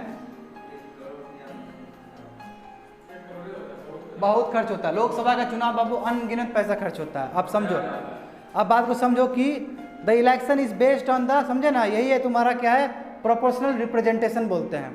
अब देखो, voting is by single transferable vote system बताए, इसलिए कि प्रिंसिपल ऑफ मेजोरिटी। देखो, प्रिंसिपल ऑफ मेजोरिटी मतलब ये हुआ कि यदि मान लो कि अभी सरकार किसका है, मोदी जी का सरकार है, यदि मेजोरिटी वाला बात होता कि जो ज़्यादा मेजोरिटी है वो भी राज्यसभा में रहेगा, तो राज्यसभा में तो अपोजिशन और खत्म हो जाता, मोदी गवर्नमेंट बीजेपी ही पहुंच जाता ना राज्यसभा में। मैं ये कहने ऐसा नहीं है, यानी कि मेजोरिटी को प्रिवेंट करने के लिए लोकसभा में जो मेजोरिटी है वो चीज़ राज्यसभा में नहीं पहुंचे, राज्यसभा में कम से कम वहाँ पे फीडबैक सिस्टम बने, दूसरे पे आक्रमण किया जाए, दूसरे से पूछताछ किया जाए, इसलिए ये चीज़ लाया गया। और ये हर एक स्टेट डिसाइड करके भेज रहा है, मैं बता रहा हूँ ना, हर एक स्टेट लेजिस्लेटिव असेंबली हर एक स्टेट तय करके जा रहा है। यदि मान लो कि लोकसभा से तय होता तो राज्यसभा में पहुंचेगा तो तुम्हारा बीजेपी का पहुंचेगा, लोकसभा में प्रचंड बहुमत से है बीजेपी। मैं ये हर एक स्टेट से क्या हो रहा है, सिंगल ट्रांसफरेबल वोट सिस्टम के द्वारा लोग वहां से चुन के जा रहे हैं। और कोटा होता है कि किसी स्टेट से 4 भी जा सकता है, किसी स्टेट से 5 भी जा सकता है। वो डिपेंड करता है आप कितना बड़ा लैंड है। यदि बड़ा लैंड है तो बड़ा विधानसभा है आपका। जैसे सिक्किम से केवल 1 जाता है, क्यों? लैंड छोटा है। समझ में आ रहा है ना? समझना है। देखो संविधान है, 6-7 क्वेश्चन जरूर है सिविल सर्विस में। यहाँ से देखो, if the principle of majority applied, वही बोला कि यदि हम मेजोरिटी का बात कर दे तो only the candidates put up by the ruling parties in their respective seats will be elected. वही बोल रहा है कि यदि हम मेजोरिटी वाला इलेक्शन का कॉन्सेप्ट लगा दें यहाँ पे, तो बीजेपी जो तुम्हारा पार्टी सत्ता में वही जीत के जाएगा राज्यसभा में। ठीक है, टू अवॉइड डैट, इस चीज़ को अवॉइड करने के लिए हम लोग सिंगल ट्रांसफर वोट सिस्टम का यूज़ करते हैं। समझे ना? ये चीज़ को अवॉइड करने के लिए, यदि अवॉइड नहीं करेंगे तो राज्यसभा में भी उसी का सत्ता रहेगा। और जब लोकसभा और राज्यसभा में एक ही पार्टी चलाना शुरू कर दे तो कंट्री के लिए तानाशाह हो जाएगा। वो कुछ भी कर सकता है वो किसी के लिए। बात समझे ना? जरूरी था। देखो इसमें क्या बोला जा रहा है कि candidates fielded by a political parties have to be proposed by at least 10 members. जो कोई पॉलिटिकल पार्टी से, यदि कोई पॉलिटिकल पार्टी से राज्यसभा जाना चाह रहा है, मान लो कि बीजेपी, मान लो कि यहाँ पे विधानसभा, बिहार का विधानसभा है और वहाँ से बीजेपी का कोई सदस्य जाना चाहता है कहाँ? राज्यसभा। तो कम से कम इस चीज़ के लिए वहाँ पे 10 मेंबर्स उस असेंबली के प्रपोज करना चाहिए। 10 मेंबर उठ के बोलेगा कि हाँ हम इसको समर्थन करते हैं, हाँ ये इसको जाना चाहिए। और उसके बाद वोट प्रोसेस होगा, वहाँ से स्टार्ट होगा। कम से कम 10 मेंबर, या तो फिर 10% ऑफ लेजिस्लेटिव असेंबली, या फिर 10% भी हो सकता है। मान लो कि 200 आदमी है विधानसभा में 200 आदमी, उसका 10% करोगे तो कितना होगा? 20, यानी कि 20 आदमी को प्रपोज करना पड़ेगा। या तो आइदर आप 10 आदमी को ले लीजिए, या आप 20% ऑफ टोटल लेजिस्लेटिव असेंबली ले लीजिए। ये तभी आप ये प्रपोज करने के बाद ही आपका चुनाव होगा। अभी चुनाव नहीं हुआ है, चुनाव होने से पहले की बात कर रहा हूँ। मान लो कोई ऐसा आदमी उठ के जाना चाहता है जो सपोर्ट ही नहीं है, तो काहे उसको वोट देंगे हम? कम से कम देखो, जो आदमी राज्यसभा में पहुंचना चाहता है उसके लिए बैकअप होना चाहिए ना विधानसभा में जी। तो विधानसभा में कम से कम कितने का बैकअप हो रहा है? 10 का बैकअप हो रहा है। या फिर दूसरा कंडीशन क्या है? 10% ऑफ पार्टी स्ट्रेंथ। ठीक है, इन द हाउस, यानी कि आपका जो हाउस में जितने भी हैं, जैसे मान लो कि हाउस में विधानसभा में तुम्हारा बीजेपी का हो सकता है 30 हो, तो 30 में तुम्हारा 10%, तो 3 आदमी उसको सपोर्ट करे। बात समझ रहे हैं ना? मैं बार बार बोल रहा हूँ, समझो, एक चीज़ भी नहीं छोड़ सकते हैं इस चीज़ को। मगर जो इंडिपेंडेंट है उसका क्या? जो कोई पार्टी पॉलिटिक्स से लड़ा ही नहीं, जैसे हम अकेले यहाँ से उम्मीदवार लड़े थे और हम जीत गए और हम विधानसभा पहुँच गए। मेरा कोई पार्टी नहीं है, हम अपना नाम से लड़े थे और लोगों को लगा कि लड़का कुछ करेगा, हमको वोट दे दिया और हम विधानसभा पहुँच गए। तो हम तो इंडिपेंडेंट हो गए, हम किसी पार्टी से नहीं हैं और हम चाहते हैं कि हम राज्यसभा में जाए। अब यहाँ से मेरा इच्छा है, तो उसके लिए कितना प्रपोज करेगा? देखो, there should be 10 proposal of all whom should be the members of the assembly. इसमें असेंबली के कोई भी मेंबर हमको 10 सपोर्ट कर सकता है। और उससे पहले क्या हो रहा है कि पार्टी पॉलिटिक्स में क्या हो रहा था, कम से कम 10 मेंबर असेंबली का होना चाहिए, या फिर 10% पार्टी का प्रेजेंट स्ट्रेंथ होना चाहिए। बात समझ रहे हो ना जी? कॉम्प्लेक्स है, समझो चीज़ों को। और इसलिए बोले ना तुमको, दिल्ली और पुडुचेरी असेंबली, देखो वहाँ आ गए ना असेंबली, बोले थे ना यूटी होने के बाद भी असेंबली है। Elect members to the Rajya Sabha to represent the 2 UTs. और इसलिए दिल्ली और पुडुचेरी दोनों में ही वहाँ पे लेजिस्लेटिव असेंबली में तैयार किया जाता है लोगों को, और वो चुन के कहाँ जाते हैं? राज्यसभा में जाते हैं। आई होप समझ में आ रहा है तुम लोग को। अब बोला कि what do you understand by single transferable vote system, जो कि मैं तुमको बता दिया हूँ। देखो इसका मतलब क्या है कि electors can vote for any number of candidates in order of their preference, है ना? आजाद को दे दिए नंबर 1, सुमन को नंबर 2 दे दिए, कोमल को नंबर 3 दे दिए, यानी कि किसी को भी वोट कर सकता है प्रेफरेंस के हिसाब से। पूरा आज़ादी है लेजिस्लेटिव असेंबली में, नंबर 1। दूसरा क्या है? A candidate requires a specified number of first preference votes to win. अब बोला कि जिसको जीतना है उसके हिसाब से क्या होगा? फर्स्ट प्रेफरेंस, यानी कि जिसको ज़्यादा फर्स्ट प्रेफरेंस मिला वो जीत गया। यही बोले ना, जैसे आज़ाद को 4 ही मिला था फर्स्ट प्रेफरेंस, मगर सुमन को 20 मिला था, वो जीत गया सेकंड आने के बाद भी, क्योंकि इसको तो 4 ही आदमी दिया है। तो कहने का मतलब फर्स्ट, ये केस ये भी हो सकता है कि पहला प्रेफरेंस जो ज़्यादा दिया गया है वो जीत गया, और यदि ऐसा नहीं हुआ तो सेकंड प्रेफरेंस किसको ज़्यादा मिला है, उस हिसाब से फिर मैथमेटिकल कैलकुलेशन करेंगे। मैथमेटिकल कैलकुलेशन बताऊंगा मैं थोड़ी देर में यहाँ पे कैसे होता है, ठीक है। Each first choice vote has a value of 100 in the first round. आगे ना मैथमेटिक्स, कि जितना आप वोट करते हैं, एक आदमी जब जाता है उसका 100 का कैलकुलेशन होता है। तो मैं थोड़ी देर में इस चीज़ को बताना चाहूँगा। ये समझो, बहुत अच्छे से समझो, 100% कंसंट्रेशन रखना बाबू, एक चीज़ छूटा पूरा बर्बाद, ठीक है ना। बढ़िया से एक एक चीज़ समझने का प्रयास करो। देखिए एक एग्जाम्पल दिया गया है कि let us take a example, there are 200 members in the legislative assembly. मान लो कि एक लेजिस्लेटिव असेंबली में, ठीक है, तुम लोग को समझने के लिए 200 मेंबर्स, ठीक है, लेजिस्लेटिव यानी कि विधानसभा में, और 4 मेंबर्स चुनना है राज्यसभा के लिए, समझ रहे हो इसका मतलब। Very good. To qualify a candidate needs 1 point more than the question obtained by the dividing the total value of the number of seats for which electors are being taking place plus 1। तुम लोग समझा ही नहीं इस चीज़ को, hope so. देखो इसका मतलब क्या है, समझाता हूँ। और ये कॉपी में तुम लोग लिख भी सकते हो चाहोगे तो, या फोटो खींच के दे भी सकते हो। अब जो बताने वाला हूँ उसको बढ़िया समझना है तुम लोग को। देखो एक एग्जाम्पल क्या लिए हम, एक एग्जाम्पल लिए कि विधानसभा यानी कि स्टेट लेजिस्लेटिव असेंबली का क्या है, स्टेट लेजिस्लेटिव असेंबली का कितना मेंबर्स हैं, 200, और वहाँ से कितना जाना चाहता है आज़ाद, यहाँ से 4 जाना चाह रहा है। तो इसके लिए जो मैथमेटिकल फार्मूला है, तो क्या है कि 200 में कोई एक आदमी चुनता है, उसका वैल्यू क्या है, 100। यदि एक आदमी का वैल्यू क्या है, 100 है, यानी कि 200 आदमी का वैल्यू क्या है चुनने का, 200 × 100 क्या हुआ, 2000 कि 20,000, 20,000 करेक्ट। समझ में आया। अब देखो क्या बोला जा रहा है। अब इससे क्या होता है, तुम्हारा कितने मेंबर्स हैं जाना चाह रहे हैं, 4, तो 2000 बाई 4 + 1, ठीक है। अब जो आएगा जोड़ के जो आएगा यहाँ पे जो वैल्यू आएगा उस वैल्यू के हिसाब से डिपेंड करेगा कि किसको फर्स्ट प्रेफरेंस मिला है। क्या आया, 4,000 आया है। Very good. अब 4,000 देखो, 4,000 आया है, बोले ना गणित है, पूरा गणित है, ठीक है ना। बहुत कॉम्प्लेक्स है, नहीं समझ में आता किसी को, बहुत कॉम्प्लेक्स है ये। अब कौन जीता, कैसे जीता, कैसे पता चला, कि जिसको 4,000 + 1 आ गया, एक ज़्यादा आ गया, ठीक है, तो वो इलेक्ट हो गया तुम्हारा राज्यसभा के लिए एक। तो अब तुम लोग को आई होप समझ में आ जाएगा। देखो to qualify a candidate needs 1 point more than the question obtained by the dividing the total value of the number of seats for which elections are taking place plus 1। इसका मतलब देखो कि total value क्या है, 200 members है, इसको जब हम मल्टीप्लाई किए 100 से 2000 बना, 20,000 बना है, बताए हैं। और 20,000 को 5 से करो, क्यों, 4 + 1, तो क्या आया, 4,000 आया है।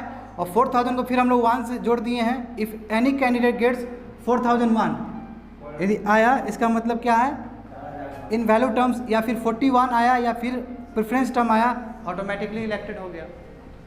क्या हुआ, ऑटोमेटिकली इलेक्टेड हो गया वो, ठीक है, हाँ समझे, ऑटोमेटिकली इलेक्ट हो गया।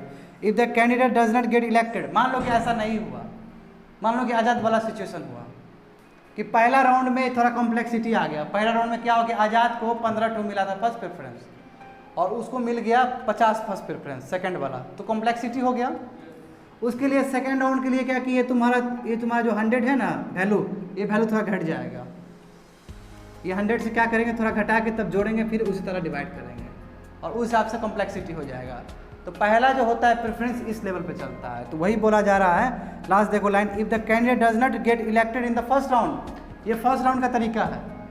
तो क्या बोला है, देन काउंटिंग में go down to the second round, तो काउंटिंग सेकेंड जा सकता है, ये तरीका चेंज हो जाएगा वैल्यूज का, ठीक है। Rajya Sabha poll have a limited form of openness, तो बोल रहा है कि दिक्कत ये है कि राज्यसभा का जो इलेक्शन होता है वो ओपेक होता है, पर्दे के पीछे होता है, लोगों को पता नहीं चल पाता है, इसलिए तुम लोगों को पता नहीं है। और यही राज्यसभा का होता है, तो तुम लोग भी बोलता है ना कि हाँ सर जी यहाँ जीता है, इधर से जीता है, उधर से जीता है, मैं तुम लोगों को खुद पता ही नहीं कि राज्यसभा में क्या हो रहा है। क्यों, क्योंकि राज्यसभा में ओपननेस नहीं होता है, समझे, ओपन नहीं होता है। तो क्यों है इसका कारण देखो, समझो कि Rajya Sabha polls have a system of open ballot but it is a limited form of openness. बोला कि उसका ओपन बैलेट होता है, मगर क्या है कि ओपननेस नहीं है, देश दुनिया को पता नहीं चल पाता है, पर्दे के पीछे होता है, जबकि ओपन बैलेट में हो रहा है। ओपन बैलेट मतलब क्या है, अपना अपना देखो, अपना अपना क्या कर रहा है, चिट्ठा में देकर गिरा दे रहा है, that is called open ballot. पहले होता था लोकसभा का भी चुनाव, जहाँ पे बूथ कैप्चरिंग वगैरह हो जाता था, ये ललवा लोग करता था, है ना, समझ रहे हो ना। तो वो तुम्हारा ओपन बैलेट है, जहाँ पे तुम इलेक्ट्रॉनिक वोटिंग मशीन में नहीं डाल रहे हो, तुम खत लिख के डाल रहे हो उसमें अपना तुम्हारा हाथ ठप्पा डाल के, ठीक है। तो यही चीज़ तुम्हारा राज्यसभा में भी होता है। दूसरा देखो, to check random cross voting. अब देखो ऐसा भी तो हो सकता है कि मेरा बीजेपी पार्टी का हो, हम दूसरे को वोट दे दिए तो फिर पार्टी का लाइन का अगेंस्ट हो गया ये, ऐसा भी हो सकता है ना। उसके लिए देखो रूल्स है कि यदि मान लो हम बीजेपी से हैं और हम किसी जदयू को दे दिए तो हम तो अपना पार्टी का अगेंस्ट चल दिए, ये चीज़ नहीं होना चाहिए। यानी कि हम जो देंगे वहाँ पे बैलेट पेपर में गिराएंगे वो हमको दिखाना पड़ेगा अपना, मेरा बीजेपी पार्टी का जो हेड है या फिर जो हेड ने डिसाइड करके एक कोई रखा है उसको दिखाना पड़ेगा। तो वही तुमको बता रहा है वहाँ पे कि to check random cross voting, ठीक है। कभी करप्ट मीन्स भी हो सकता है। The system of each party MLA showing his और her market marked ballot to the party authorise agent, समझे ना, दिखाना पड़ेगा before they are put into the ballot box has been introduce. इसलिए इंट्रोड्यूस किया गया है कि उसको क्या है, पार्टी एजेंट को दिखाना है कि सर हम इसको दिए, देख लीजिए, कोई धांधलीबाजी नहीं है यहाँ पे। Showing a marked ballot to anyone, अब दूसरे को दिखा दिए तो दूसरे को दिखा दोगे तब क्या होगा, इनवैलिड हो जाएगा, तुम्हारा वोट नहीं जाएगा, वो इनवैलिड हो जाएगा बाबू। दूसरे को नहीं दिखाना है, अपना क्या है, पार्टी एजेंट को ही दिखाना है, दूसरे को नहीं दिखाना है। Not showing the ballot to the authorise agent will also, अरे तुम ऑथराइज को भी नहीं दिखाया तो वो भी इनवैलिड है। आपको ऑथराइज एजेंट को दिखाना है कि आप क्या डाल रहे हो। ऑथराइज एजेंट मतलब क्या हुआ कि जिस पार्टी से तुम बिलोंग करते हो और उस पार्टी का कोई बना हुआ है, उसको दिखाना है कि सर हम इसको दे रहे हैं, देख लीजिए मेरा। तो इस केस में क्या है, तुम बैलेट पेपर में दे दिए तो तुम्हारा वैलिड है, मगर तुम उनको नहीं दिखाए थे तो इनवैलिड हो गया तुम्हारा इलेक्शन, मतलब तुम वो नहीं कर सकते, फिर तुमको दूसरा बार करना होगा। दूसरा केस क्या है, तुम क्या दूसरे को भी दिखा दिया, तुम पार्टी एजेंट छोड़ के दूसरे को भी दिखा दिया तो तुम्हारा इनवैलिड हो गया, समझे। मगर देखो इंडिपेंडेंट, मगर इंडिपेंडेंट तुम्हारा, मगर इंडिपेंडेंट का ऐसा हो सकता है क्या, इंडिपेंडेंट का तुम्हारा पार्टी एजेंट है, नहीं है, बात समझे। इंडिपेंडेंट का है क्या, आज़ाद क्या दिमाग टाइम पे चला गया क्या, देख रहे हैं सब हरकत देख रहे हैं, हम बेच देना चाह रहे हैं बाबू, समझो ये चीज़ तुमको कोई नहीं पढ़ाएगा, इसलिए बोल रहे हैं क्या कि ये तुम्हारा पॉलिटी है, बहुत हार्ड है ये सब टॉपिक, ये टॉपिक इतना आसान नहीं है। साथ रहो, समझने का प्रयास करो। ये क्या बोलना चाह रहे हैं हम तुमको यहाँ पे, हम तुमको ये बोलना चाह रहे हैं कि इंडिपेंडेंट कैंडिडेट्स, इंडिपेंडेंट का जो तुम्हारा कैंडिडेट है उसका तो कोई पार्टी नहीं है, वो तो अकेले राज्यसभा पहुँचा है, मतलब स्टेट लेजिस्लेटिव ऐसे में जैसे कि हम जीत गए थे विधानसभा, अब हम किसको करें, हम किसको, मेरा तो पार्टी एजेंट भी नहीं है। तो उस समय क्या बोला जा रहा है, are barred from showing the ballots, किसी को नहीं दिखाना है आपको पूरा आज़ादी है, आप किसी को भी चूज कर सकते हैं, सिंगल ट्रांसफर वोट, आप आज़ाद को, सुमन को, कोमल को, किसी को लिख सकते हैं। आपका तो पार्टी एजेंट ही नहीं है ना, उसको दिखाना ना किसी को दिखाना है, बस लास्ट है, ख़त्म हो जाएगा, लास्ट आ चुके हैं हम लोग। नोटा समझते हो, नोटा बात है, तुम लोग का बेसिक भी तो जीरो है। नोटा क्या होता है बताओ, नोटा मतलब नॉन ऑफ द अबव,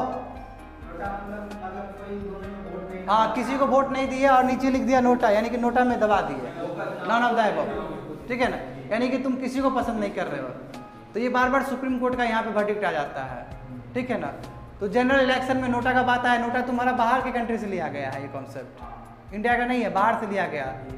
तो अब देखो हो क्या रहा है कि सबसे बड़ा सवाल आया है कि क्या नोटा राज्यसभा के इलेक्शन में होना चाहिए, तो सुप्रीम कोर्ट बोलता है कि नहीं होना चाहिए। कौन सा आपका यूनिवर्सल एडल्ट फ्रेंचाइज के हिसाब से हो रहा है, लोग थोड़ी सब वोट कर रहा है आपको, वो तो स्टेट लेजिस्लेटिव असेंबली कर रहा है, तो नोटा कहाँ डालिएगा आप, कोई जरूरत नहीं है आपको नोटा डालने का, ये सुप्रीम कोर्ट कहता है ऐसा, समझे ना। 2018 का पढ़ लेना वो चीज़। Supreme court struck down the provision holding that the NOTA option is only for the general election, केवल जनरल लोकसभा का इलेक्शन के लिए ही हो सकता है। क्यों, लोकसभा का इलेक्शन क्या है, यूनिवर्सल एडल्ट फ्रेंचाइज के हिसाब से होता है, और ये आप इनडायरेक्ट इलेक्शन में इस चीज़ को अप्लाई नहीं कर सकते। एक तो आप सिंगल ट्रांसफर वोट सिस्टम कर रहे हैं और उसके बाद नोटा डालिएगा, ये पागल वाला काम कर रहे हैं। सुप्रीम कोर्ट 2018 में लतार मार देता है राज्यसभा को, समझे।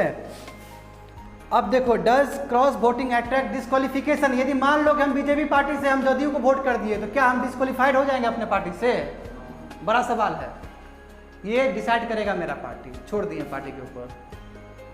क्यों, क्योंकि देखो इंडिया में कोई सबसे सुप्रीम पोजीशन है वो पार्लियामेंट है, क्यों, हम लोग पार्लियामेंट्री डेमोक्रेसी है, समझ लेना। प्रजातंत्र हम लोग का क्या है, पार्लियामेंट वाला प्रजातंत्र है।